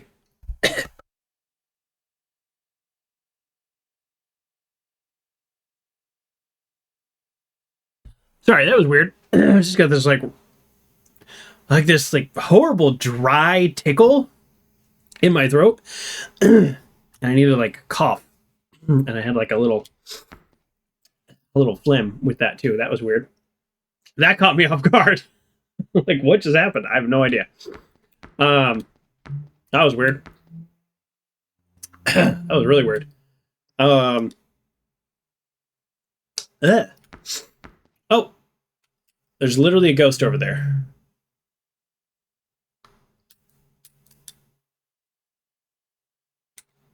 I'm going to turn this on because I don't even really know what this does.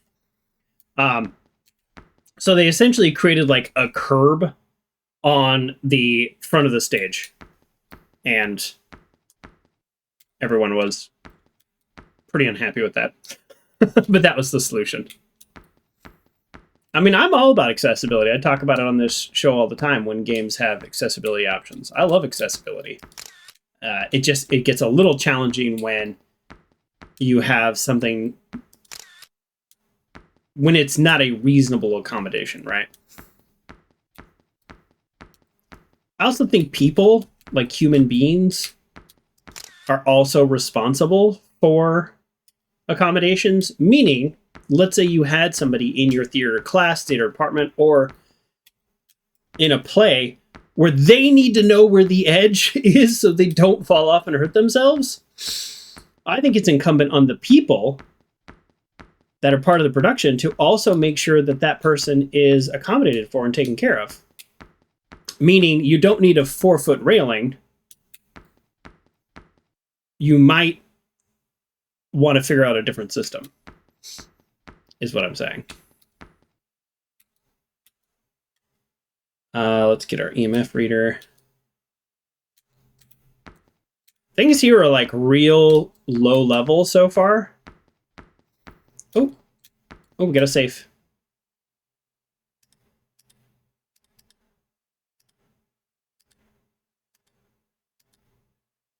There was what was the code before? Okay, hold on. There was a code.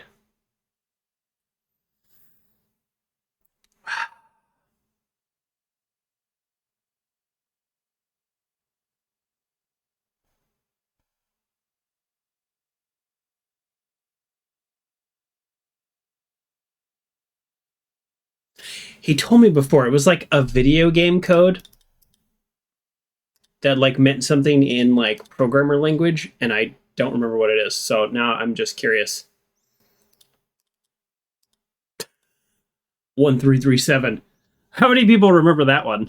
All right, we're gonna Google. Let's see if I can find it. 4-digit code inside programmer joke. Huh? Huh?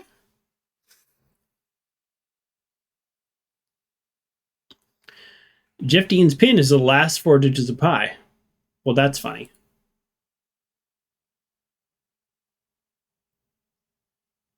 While technically security fact is shared in trivia circles, 8068 is cited as the rarest 4-digit code, which of course would make it not the rarest 4-digit code. Huh? Huh?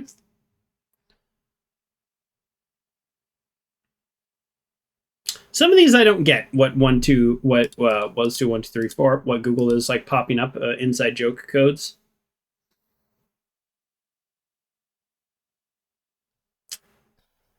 I used to do this thing where I delivered pizzas, and oftentimes there would be a 4-digit code to like get into the gate or something. And all right, well, of course, all right. Forgive me, people, but we got to try it. I already did the 8008. I don't need to explain the codes I tried, okay?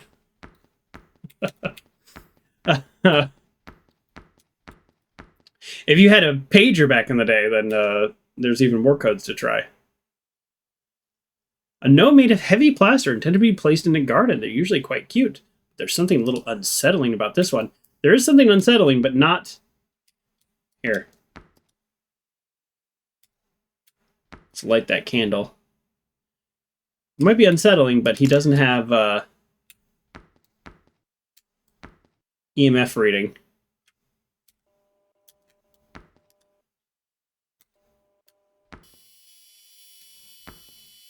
Oh. Something going on with this basketball. I totally forgot what I was talking about.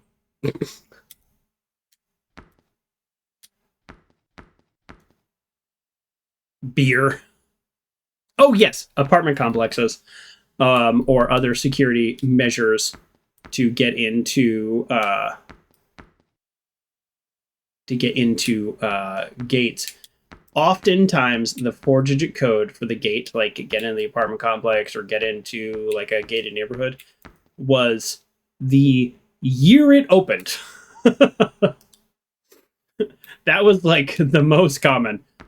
So now I didn't always know that, but I did deliver pizzas in an area that was like kind of like an up and coming expanding area. So I would just try like basically starting off with the current year and go back like 3 years. The number of times that worked honestly is probably like 50%, which is not like some huge number, right? It's not 100%, but if you're just guessing a code, that's pretty good.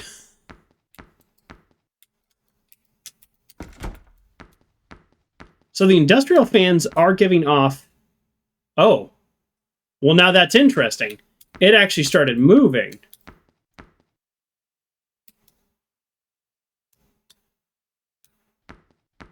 So it might be ghost-powered.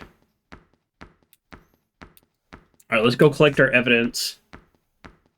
You got to level on, Flamingo. You just have to.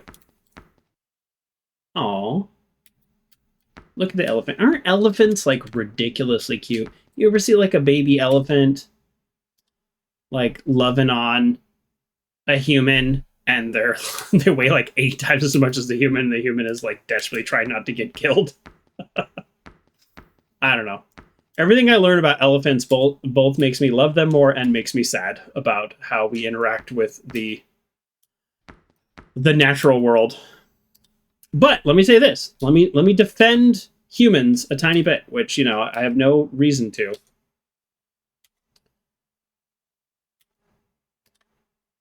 I do remember talking to a guy who his whole life has been protecting elephants and preserving them and caring for them and advocating for their well-being.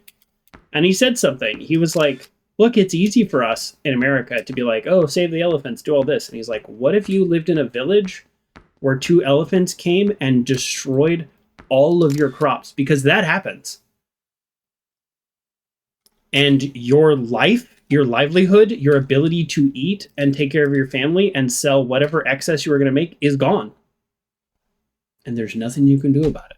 Like, that's a very different world than sitting here, you know, where elephants don't roam free and saying, we must protect the elephants. I do still say we must protect the elephants. And again, this guy's whole life is protecting elephants.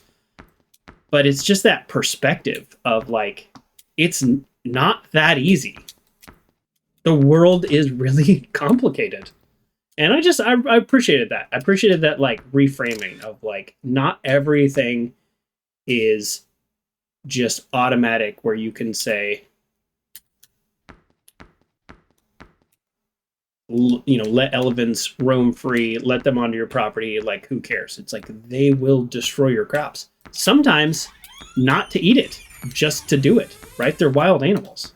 So, I don't know. I just like that. Oh, this is how. I mean, it says, okay, hold on. Now I feel silly. I was looking at the patch notes and I was reading that earlier and it's like, you can inspect objects. It's literally right there.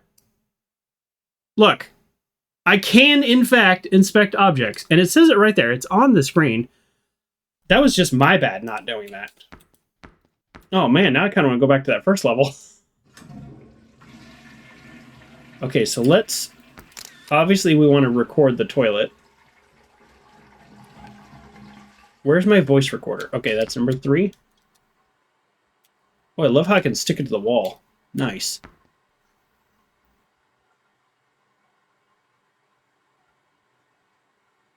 Okay, so record. Are we recording? It doesn't look like we're recording. Let me put it over here. We're not recording. Why is it not recording? What happened to the voice recorder? Oh, I can stick it to the wall, but it seems to not work when it's stuck to the wall. We're going to add that. Voice recorder can stick to wall, but then will not record. All right, now we flush the toilet. This is great evidence for skeptics. I don't know. I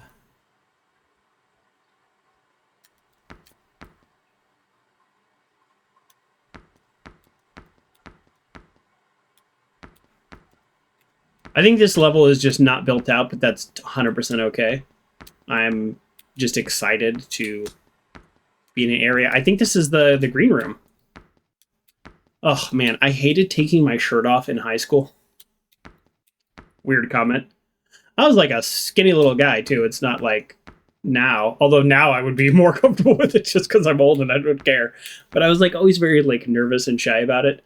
And then it's like the green room experience. And it's like you have to change. You have to get ready for the next scene. It's like, yes, you could go to a private area and change your shirt, but you don't have time. So I had to get used to it. Then we had this great play. I'll tell you about this. I love my theater stories. We had this great play and a great cast. And we went to a festival where you could win some like, you know, real prizes and real notoriety and stuff. And as the fans keep creeping me out, I gotta say, the fans are creeping me out. And some like notoriety and stuff. And okay, turn it on.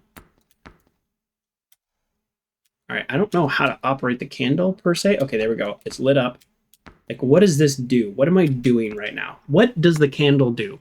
What is it that you do here, candle? We don't know. So anyways, we did our performance and we go backstage, and backstage is like basically behind a curtain, and the lights were off and we had to change for our next scenes. There were like several changes.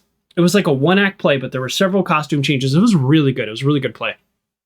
And we were getting dressed in the dark. And there was like 10 of us. And the area was like basically the size that I game in here. So it was super crowded, very difficult to do anything in. And afterwards, they were like, that was really a very strong performance. That was, we love the costumes, all the work you put into it. Like, they were very excited about all of this, right? And then they're like, however, those scene changes took way too long. And you're going to lose a lot of points because of that. And we were like, yeah, I mean, like, understand, we were equally frustrated. It's very hard to get changed in the dark. And they were like, oh, the lights weren't on. And then they turned the lights on and they were like, unfortunately, we have to score you based on what we saw. And so we got like third place. And I was so disappointed because I don't think they actually used the phrase, but it seemed like they were saying that we could have won it if not for that. And that was really sad. I don't know if we can actually collect that walkie-talkie. So here's what I'm going to do. I'm going to put the cat toy on the ground. No. Okay, so this is an object to inspect. It is not an object to possibly collect because I think our inventory is full. So there you go. That's my sob story from being a theater nerd. Stairs onto the stage, yes. Stairs out the exit door, no. Theaters are very famous for fires. Very famous throughout history because the lighting used to be literally candles. And so the way theaters are designed is that the break here, either heavy curtains or whatever, but the break between the audience and the possible danger zone, which is like the lights catching fire. Some of these spotlights, by the way, if you have a spotlight and you focus too hard, you can light a curtain on fire. That's real. And probably the new ones are a little safer, the LEDs, I'm guessing. I don't know. I haven't been behind the stage in a theater in 20 years. But the old, like, actual incandescent Fresnels and stuff, they'll light a curtain on fire. But because of a long, and I mean hundreds and hundreds of year history of theaters catching fire and people dying a lot, there are some basic rules of creating a theater. Now, I'm not saying, again, that's not a game design issue. That potentially could be a built-in feature in the game because they said it was like a shoddy remodel of the 70s. Okay, so not a game design issue, but a couple things. The exit doors, clearly marked. You would never have a stair in front of it because, remember, the theater's on fire. People are trying to get out. So these would not have stairs in front of them. That's just going to cause problems for no reason. The curtains are fine. This is a very wide stage. This is kind of like a shockingly wide stage. So the curtains would close to trap in essentially like whatever fire is happening. And then that's the idea is like the people in the backstage aren't always super safe in theaters. You would probably have an exit back here.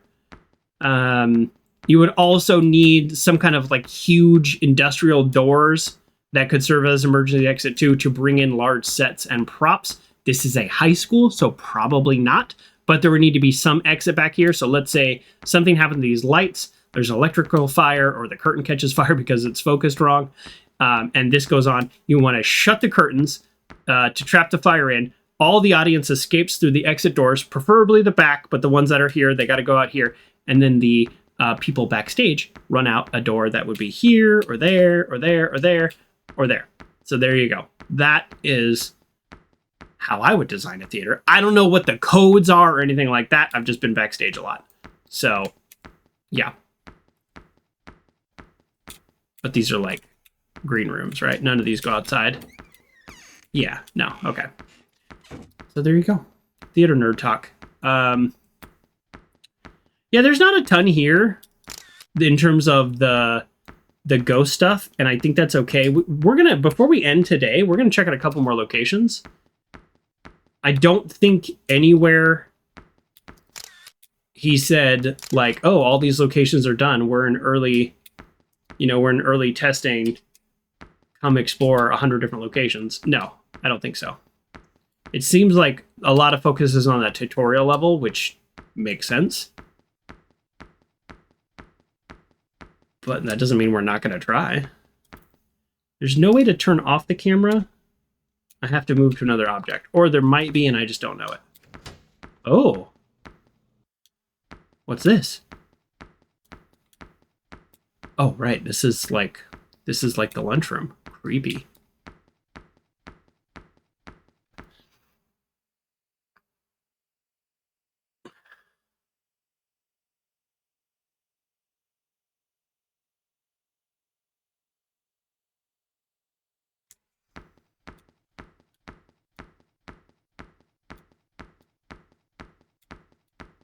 Oh yeah, and this is where I broke the game.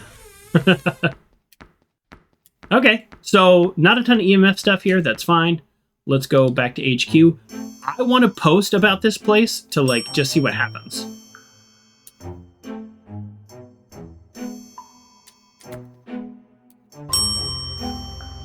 Accept a job in your email. All right, I did that. Okay, so we did the theater one. Is there anything that doesn't say placeholder? Okay, so there's a bunch that don't say placeholder. This is the one we already did. Fall Trees, Massachusetts. Let's accept jobs. So we're going to do one that doesn't say placeholder. That would be my guess.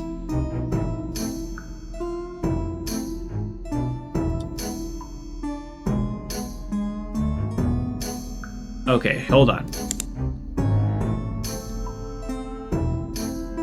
Hello, I live in Fall Trees, Massachusetts, near the infamous Isabel Norton house. Many ghost hunters has visited and collected evidence, but I'm still unconvinced of any supernatural activity. I can't pay you. We don't do this for the money. Yes, we do. But I am friends with the owners, and we have agreed to let you stay for free. I don't believe in ghosts necessarily, but I do believe in Izzy's innocence. Maybe you'll find evidence that says one way or the other. Investigator. Okay, I like this. I want to see what happens if we do a post about the place we were just at that seems to kind of be a buggy because it's not done yet.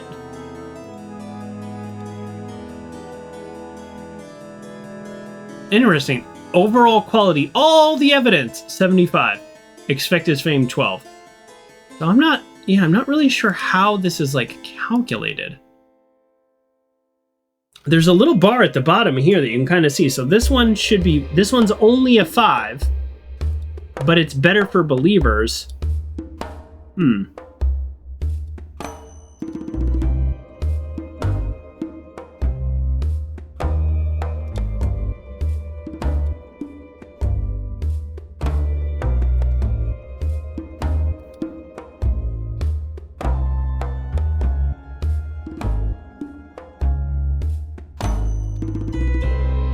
I don't know.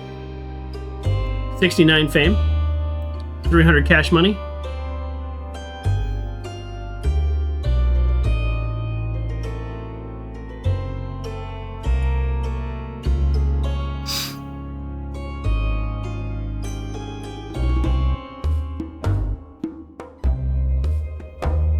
Usually not swayed by paranormal photos, but I can't explain what's going on with that basketball. Your EMF gator means going up by that beanbag. That's so wild. Okay. Now, we're going to also post a skeptical one, because that's just who we are. So we're going to go scientific, prank, and funny. Okay. Then we're going to... What skeptical evidence do we have here? Here we go. Literally worth $1.50.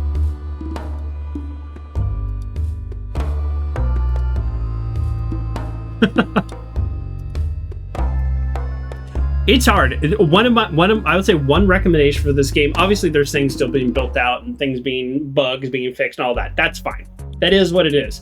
One thing that I don't know if they've thought of is, or maybe they have, but just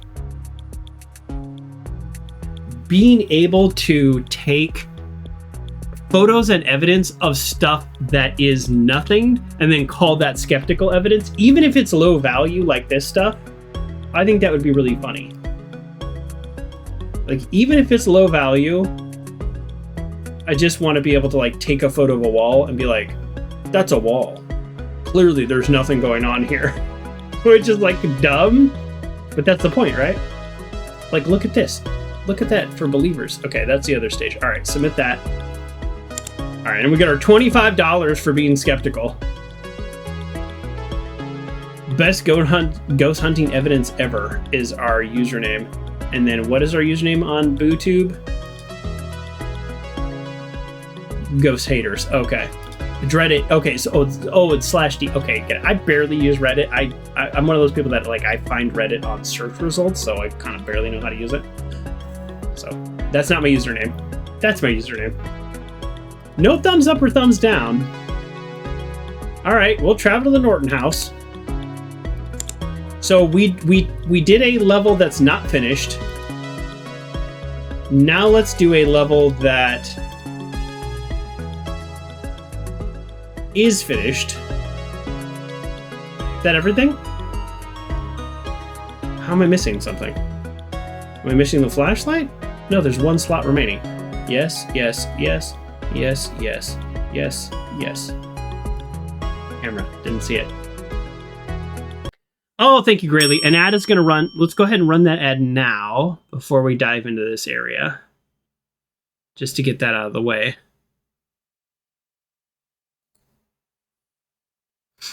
And then we won't do anything too crazy while this is happening. I wish there was something I could do about the ads. It's going to run the ad regardless. Oh! Let's finish this water.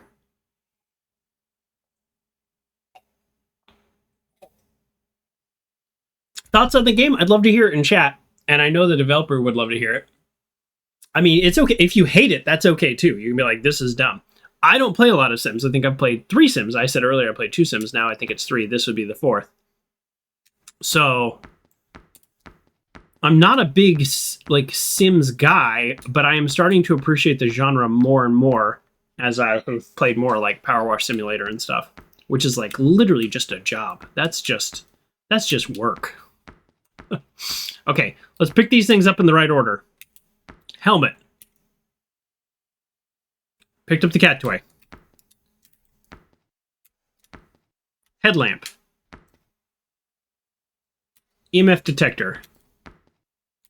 Recorder. Camera. Oh, no, I did it in the wrong order. Oh well. Oh well. So this is a haunted house. This is like literally a haunted house. I don't know if that's a lighting bug or if that's part of the joy of this. So there's some kind of... James Norton was found dead in this room. Investigate the surroundings and see if we can find any clues. So obviously, first things first, we're going to go to not the area they want us to go to. We're going to go to the carriage house. So now not only are we looking for ghosts, we're looking for evidence of a crime. A simple act, probably a bit beyond the pale to sell this item in a gift shop. But you also notice the shelf is mostly empty, meaning people are buying it. Old-fashioned cash register. Is it a spooky cash register? It is not. But it could be. I feel like the candle is going to come into play here. Ah! Alright, I don't think that was meant to be a jump scare, but it did in fact scare me. How much money do we have? Do we know? Okay, overall quality of evidence. I think it's just like busted. So like some of this stuff is not super useful. And this is our evidence box and it's like a bursting. Better value, believer value, skeptical value. See, I think this is wrong. Like we have way higher value of other stuff.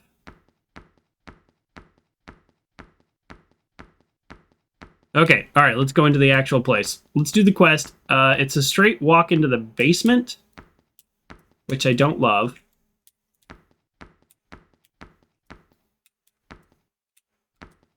Oh, this seems so broken. I don't know. Is this broken? Like, what is going on here? Is this a development bug or is this a creepy ghost incident? Oh no! I don't want. All right, there's no jump scares in this game. We have to remember that. But boy, do I feel like there could be, and it would be the most effective thing ever.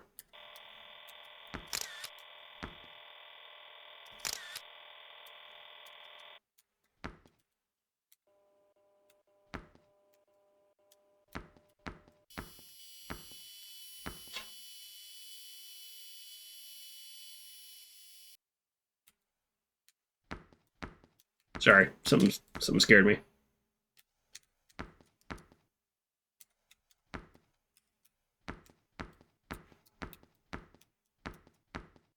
Okay. We got to inspect this, right? Replica hand axe, right? Obviously, it's not going to be the real hand axe because this is some amount of time in the past. When placed on a nook where the crime scene file says a bloody axe was found. Okay, so somebody, like, literally put it there.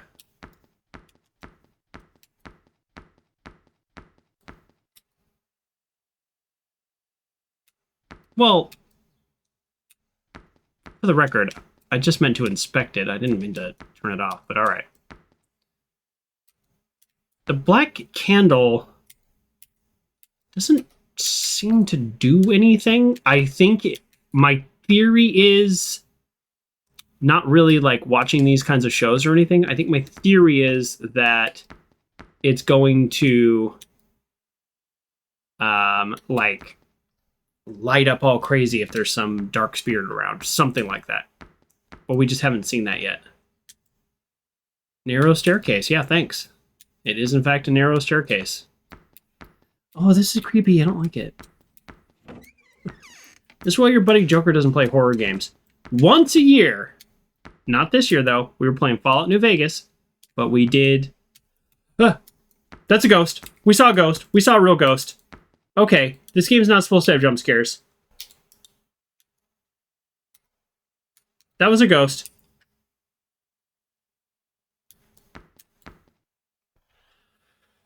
So we were playing the Dead Money DLC this year on Halloween, which is Fallout New Vegas's version of a horror game. That's how I sold it to myself. So we saw a ghost, right? We just saw a ghost. That doesn't, like... That doesn't prove anything one way or the other. But we definitely saw it.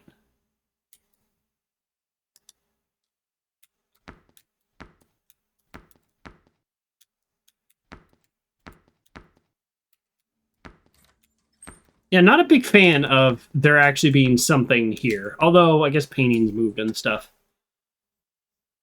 Yeah, once a year. I know, Grayley, you played Alien Isolation. I'm just like, no, thank you. I've been thinking about doing... we haven't done a community, like, channel point thing.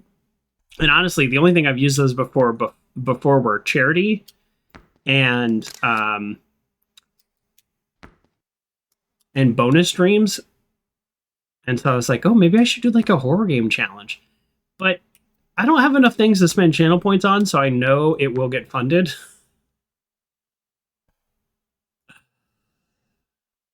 Bronx says Alien Isolation, do it in the dark. I get... The issue is, if I am truly scared, first of all, you're not going to see me like scream. I'm just not a screamer.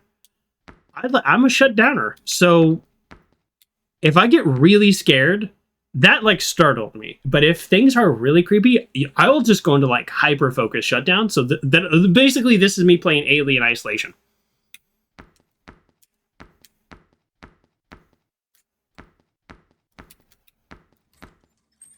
Like, it will not be entertaining.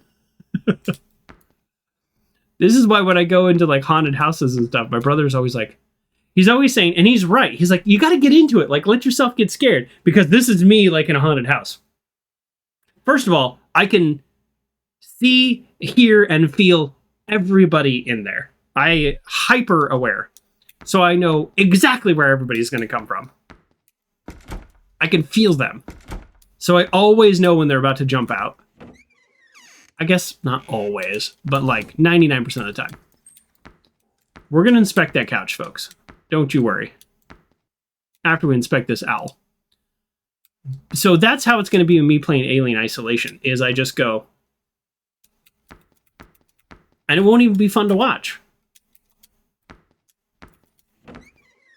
But it does truly look terrifying.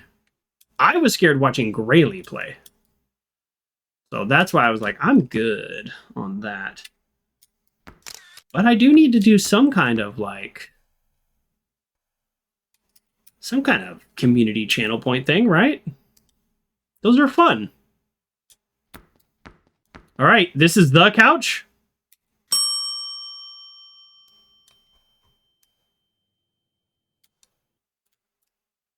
We've inspected the couch.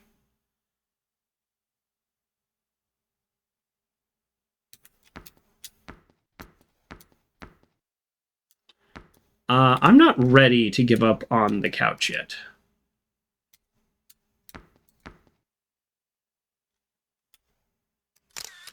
It almost seems like we're here trying to solve a murder, but I don't think we are. We haven't collected any evidence that's like, I don't know, about the details of the case.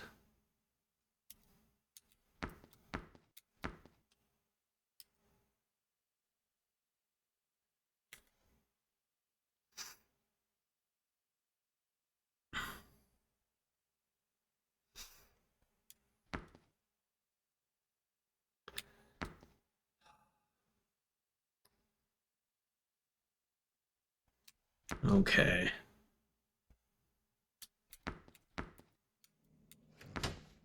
Oh, that's the rug. All right, let's get our videotape recorder.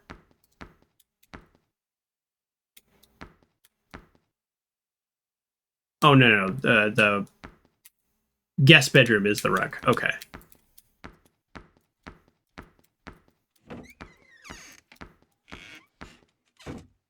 Front living room.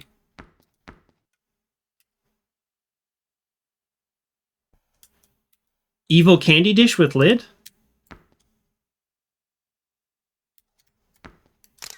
It is a suspicious candy dish. Am I right? Oh, we got a photo of the upright piano. Now we got a photo of the oil lamp.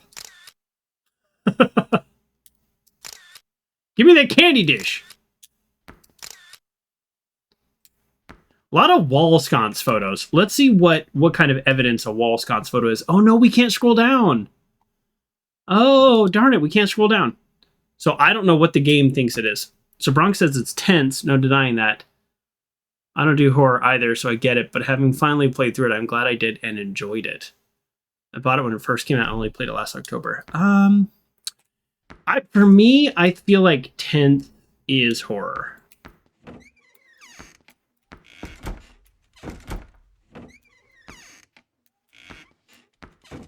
Poor house layout, Izzy. That's the true horror. Alright, where's this guest bedroom? Oh no. Okay, we've already been through. I'm lost. I'm lost. We've been downstairs. That's outside. Okay. Oh, it's gonna be here. Oh no, it's gonna be upstairs, of course. Oh, that's outside. Wait, if that's outside, well, whatever. Evil coat rack?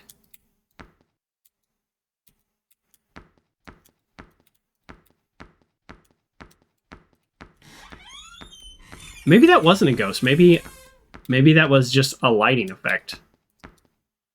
There's a thing about bathtubs in this house where they really need to clean them.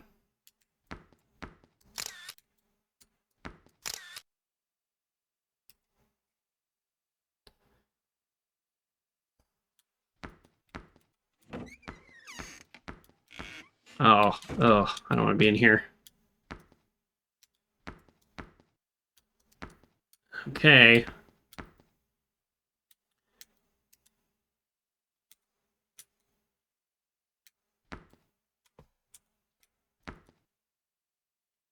Put up our black candle.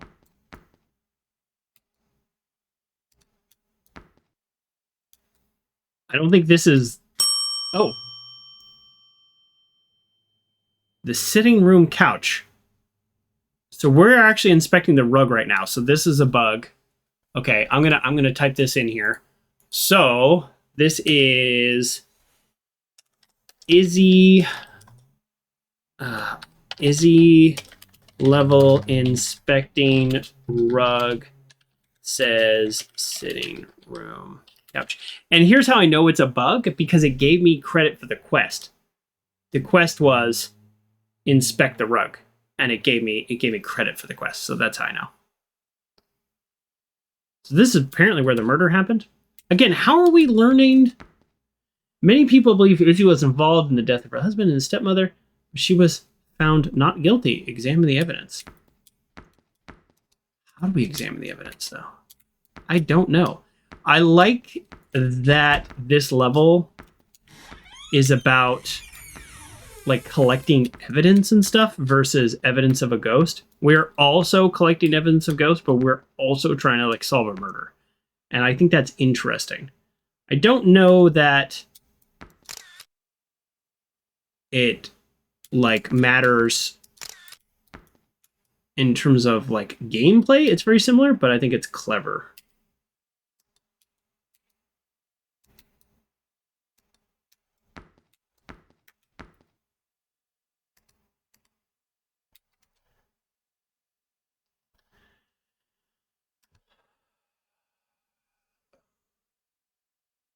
Okay.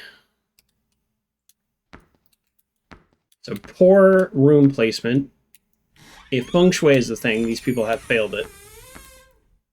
That's the true crime.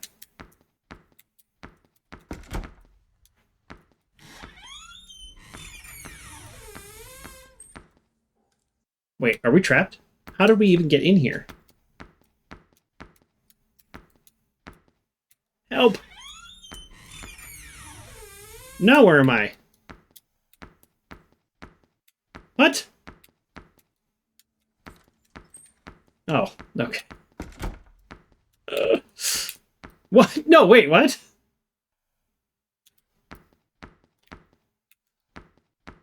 So I went up the stairs and went into this bedroom. Yes, but is there a hallway? There's no hallway.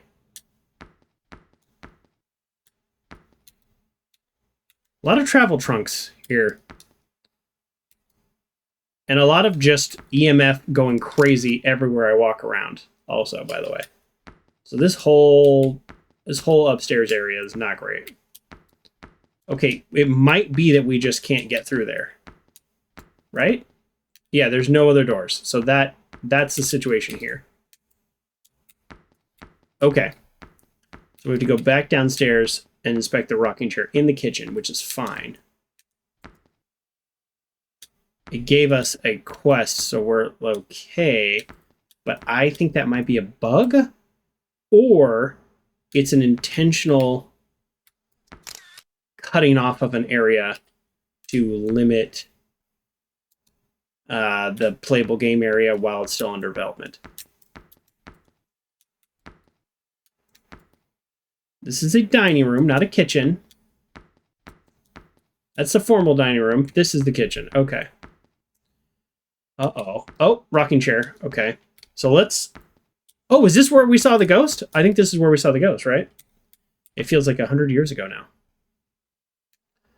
So we'll go... let's go here. Yep. And then let's record this because we think something crazy is going to happen. We've got a candle going.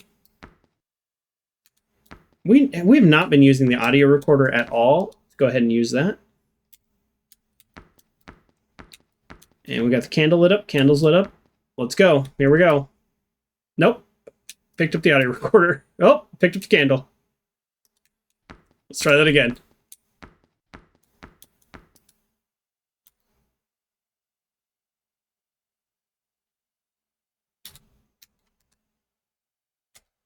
Okay, here we go.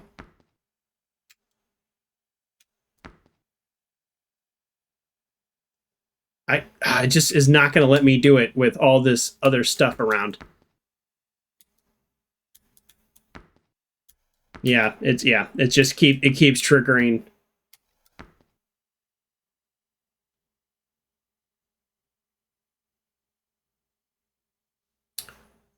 We held it together. We weren't scared at all. That is a early access ghost that just popped up, and we were recording.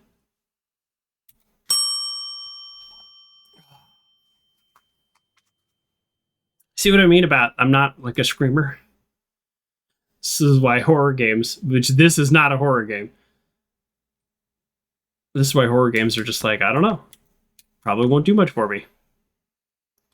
Um, this game is in early access, so that was an early access ghost, I think. Okay, Adeline Hope was made for the Bordens and lived in the attic. She might have been involved. There's no way I'm going to be able to get to the attic. Right? Just based on the problems we had upstairs? EMF from the front door. Okay, so that's one staircase. Is there another staircase? If there... Oh, well. Oh, that's down. So maybe we can get... the wall. There's so many wall sconces now. There we go. So we can get upstairs. There's so many wall sconces that every time I try to click on something, like a door, it's constantly hitting the wall sconces.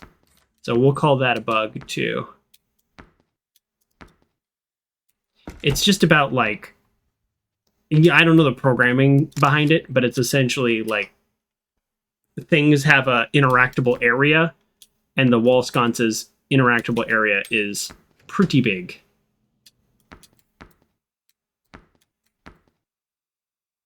Oh yeah, look, this is the other side, so we can get over here. Huh. I wonder if that's intentional.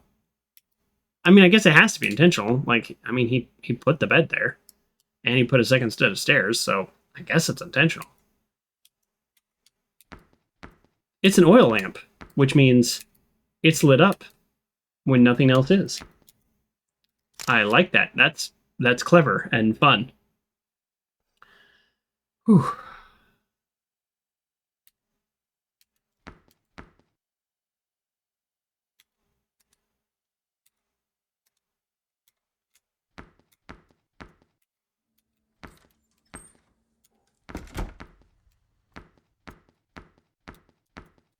Oh, double door bathroom. Oh, here we go. So now this is a question. All the assets in the first level, we keep seeing some of them here. Is that because he's building out the game, or is there like some hint that that first level that is a tutorial level is like a staging area for the spooky stuff that is throughout the rest of the game? Almost like things are like created there. It's like a workshop for spooky stuff that other people end up using in this community. I don't know. That looks like some like pirate booty here. All right, let's go through here. Oh, no, that's the oil lamp.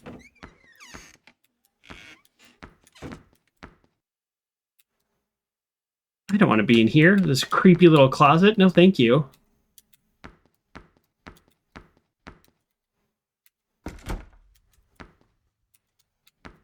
There we go. This, no, yeah, see, I don't want to be in here either. All right, don't come at me with the ghost again. I didn't enjoy that. You know, he told me this is not a jump scare game. So don't be jump scaring me.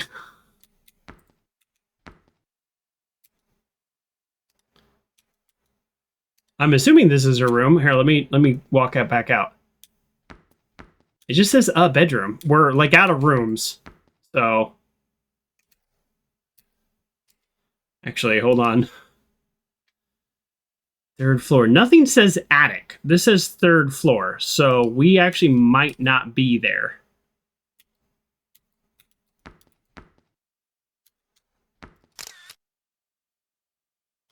Also, the owner of this place just, like, gives us free reign to, like, look through their stuff for some murder that happened a long time ago.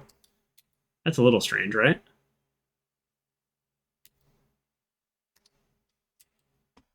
I guess if you buy a house that there was a very famous murderer in, you kind of have to know what you're getting into. I guess you don't have to know what you're getting into, but you might know what you're getting into. Was this the room before? Like, it might... Because... Can I do this? Can I, like, cheat myself through this wall here? Yeah. So that might be her room. This goes back to one of the things that happened in the tutorial, which is you're actually completing quest objectives out of order if you kind of just go with the flow. Oh, never mind. There's another floor. Oh, never mind. Oh, no. There's a whole other floor, and it's creepier. Oh, don't jump scare me. I don't want to be jump scared right now.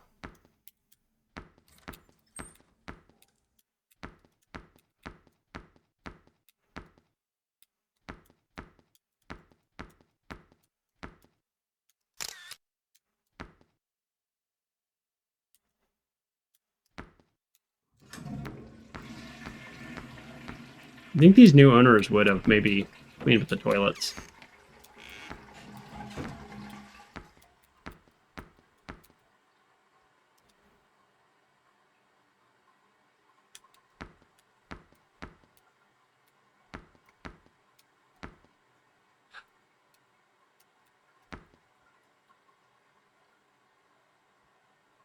Is there a reason my headlamp just went out and, like, something down here made a noise at the same time? I didn't love that. It's gonna jump scare me. The headlamp's going out. The headlamp is out. Unacceptable. I'm a professional ghost hunter who made thousands of dollars off of his first job. I'm not going to come here with a headlamp that lasts 35 minutes. They're setting up a jump scare. Tell me I'm wrong. I mean, it could just literally be a bug where the headlamp is turning off. Like, I guess that actually could be possible. But I feel like they're setting up a jump scare, and I don't like it. I'm getting out of here. Get me out of here!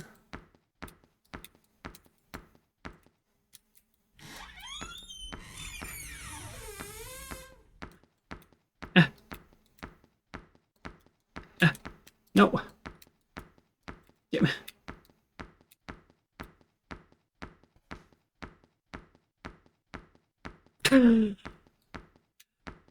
Grayley, you ready for a jump scare too, right? All right, there was no jump scare, but I really thought there might be. Look at this, like, traffic pile up here. Oh, that makes me miss the game Lake. You all remember the game Lake? One of these things I'm going to do over the next couple weeks is I'm going to check all of the games that I loved and see if those developers made other games. That's, like, literally a plan I have. And then play those games. Okay, we need to go out the back, apparently. There we go. We need to explore the barn. This is not a barn. This is a carriage house. Am I missing something? Oh, interesting. There was no EMF in here before, if we remember. I came in here and I remarked on the fact that there was no EMF, and I thought, well, that actually kind of makes sense. Not everywhere is going to be haunted. And now here we are with EMF. Does that mean something is moving? Or also, is this not the barn? And this is, in fact, the carriage house.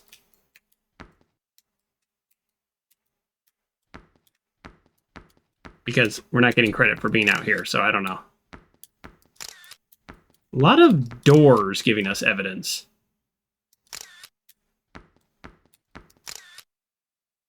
Yeah, see, none of this worked before, but now that we're on the quest, it is working.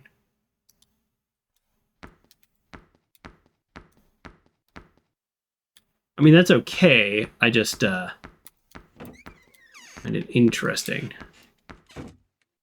This also just literally might not be the carriage house. Explore the barn behind the house. That's a carriage house. It's not a barn.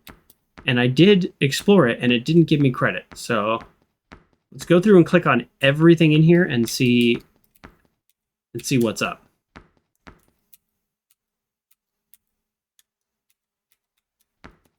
We've already clicked on a lot of these, but it doesn't mean the game registered it.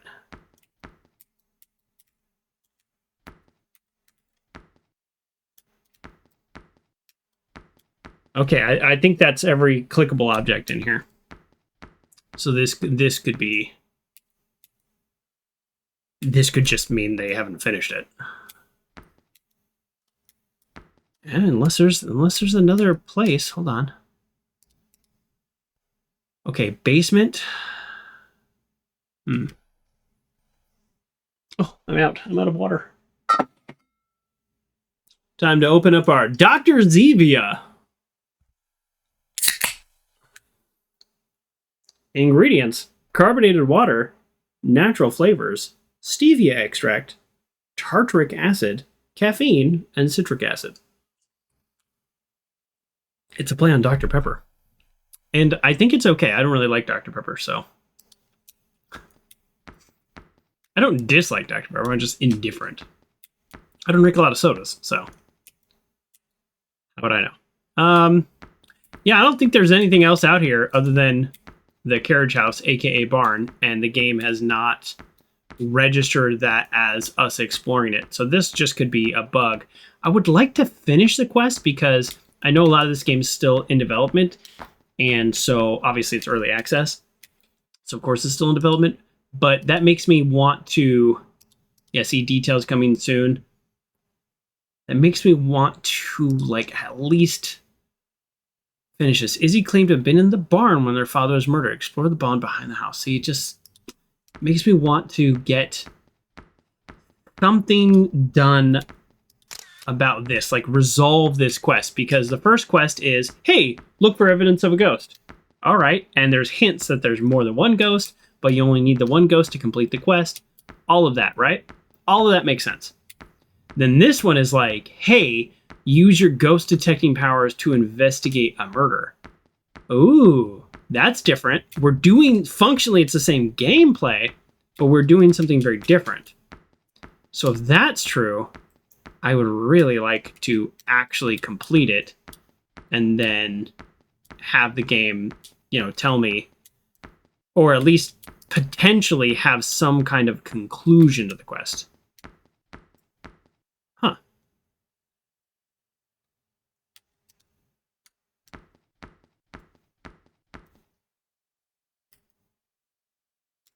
It's actually more haunted out here than when I get close. Probably some type of bug. Yeah, so there's nothing more I can explore in here, so I think, unfortunately, this might mean this quest gets unresolved. Well, let me try all the tricks here. Maybe collecting evidence will help this kind of say I've inspected it, or it could just literally be the fact that this like wall is not finished, so it's not gonna let me finish it. Could be some weird thing where I need to operate the doors, like something like that, You never know.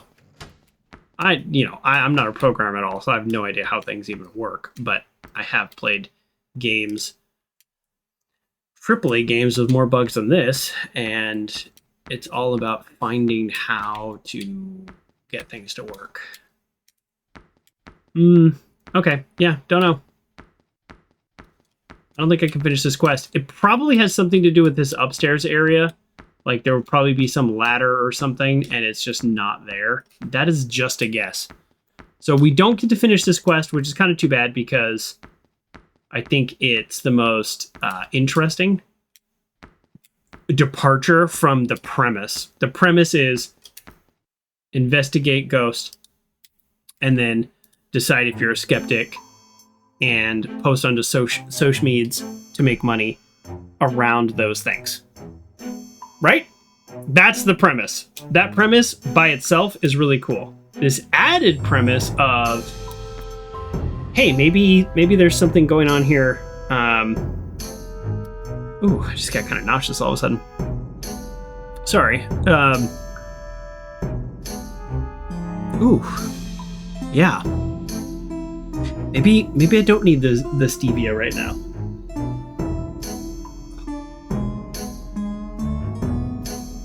We're gonna just take a breath. Sorry, folks. All right, let's just to say we did. Let's do some posts about this place we just went to. I'm okay. Yeah, I'm okay. Just nauseous all of a sudden. Thank you for checking in, though. I am okay, but I just like a wave just hit me. Like, whoo, oh. Yeah, and I've said this before, I'll say it again. Maybe you've just joined too and you're just like, what's going on here?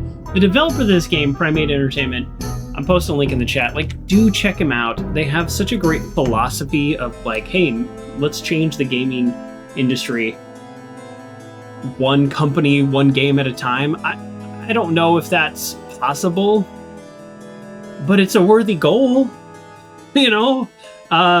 And then here's their first game that's still in very early development. So if you're looking at this and you're going, oh, this isn't very good, he's working on this all the time. And the bones of it are good. And that's where I'm at right now, which is like, are the bones of it good? To me, the answer is yes. So if that's true, then kind of where can this game go is where my brain's at. Now, if this game was released like this, then I'd be like, what are you, Ubisoft? All right, that was dumb, but you know what I mean. But as is, it's like, yeah, it's early development. It is currently full price, $14.99. I did pay for it, so I did not get a free copy. I could have gotten a free copy. I paid for it. And the reason I paid for it is because I want to support the process. But I think those of you who are at all interested where this might go, those of you who are at all interested in like reshaping the gaming industry at large, then I would say, yeah, check this out. That's my opinion. But yeah, it's $15.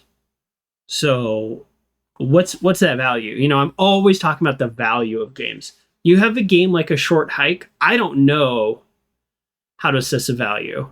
Grayley told me about that game, and I love that game. That game warmed my heart in a way that I don't think any other game has before or after. I've loved other games, but that was just such a heartwarming game. Made me so happy. I wish I could play it again for the first time. I wish that were possible. It's not. That's not how brains work. But that game was like, first of all, it was free because it came with like the GOG Vault or Humble Vault, so free-ish or whatever. I don't know. I had something where I already owned it. Or you pay full price and it's like $3.99 or something. That game is worth however much money, you know, you want to assign that to. But that game had a ton of value. Alba, a wildlife adventure. I think I bought that game for $5 or $6. I beat it in 6 hours. Absolutely worth it. Okay, so if we're just talking like dollar for hours played, well then Fallout New Vegas, Fallout 4, games like that, Red Dead Redemption 2 for a lot of people, even full price, those games are worth a fortune. So I don't know how to like always assess value. I'm always like, is it just the dollars per minutes played? That can't be the equation. There also has to be some intrinsic value. So all of this is to say is for $14.99,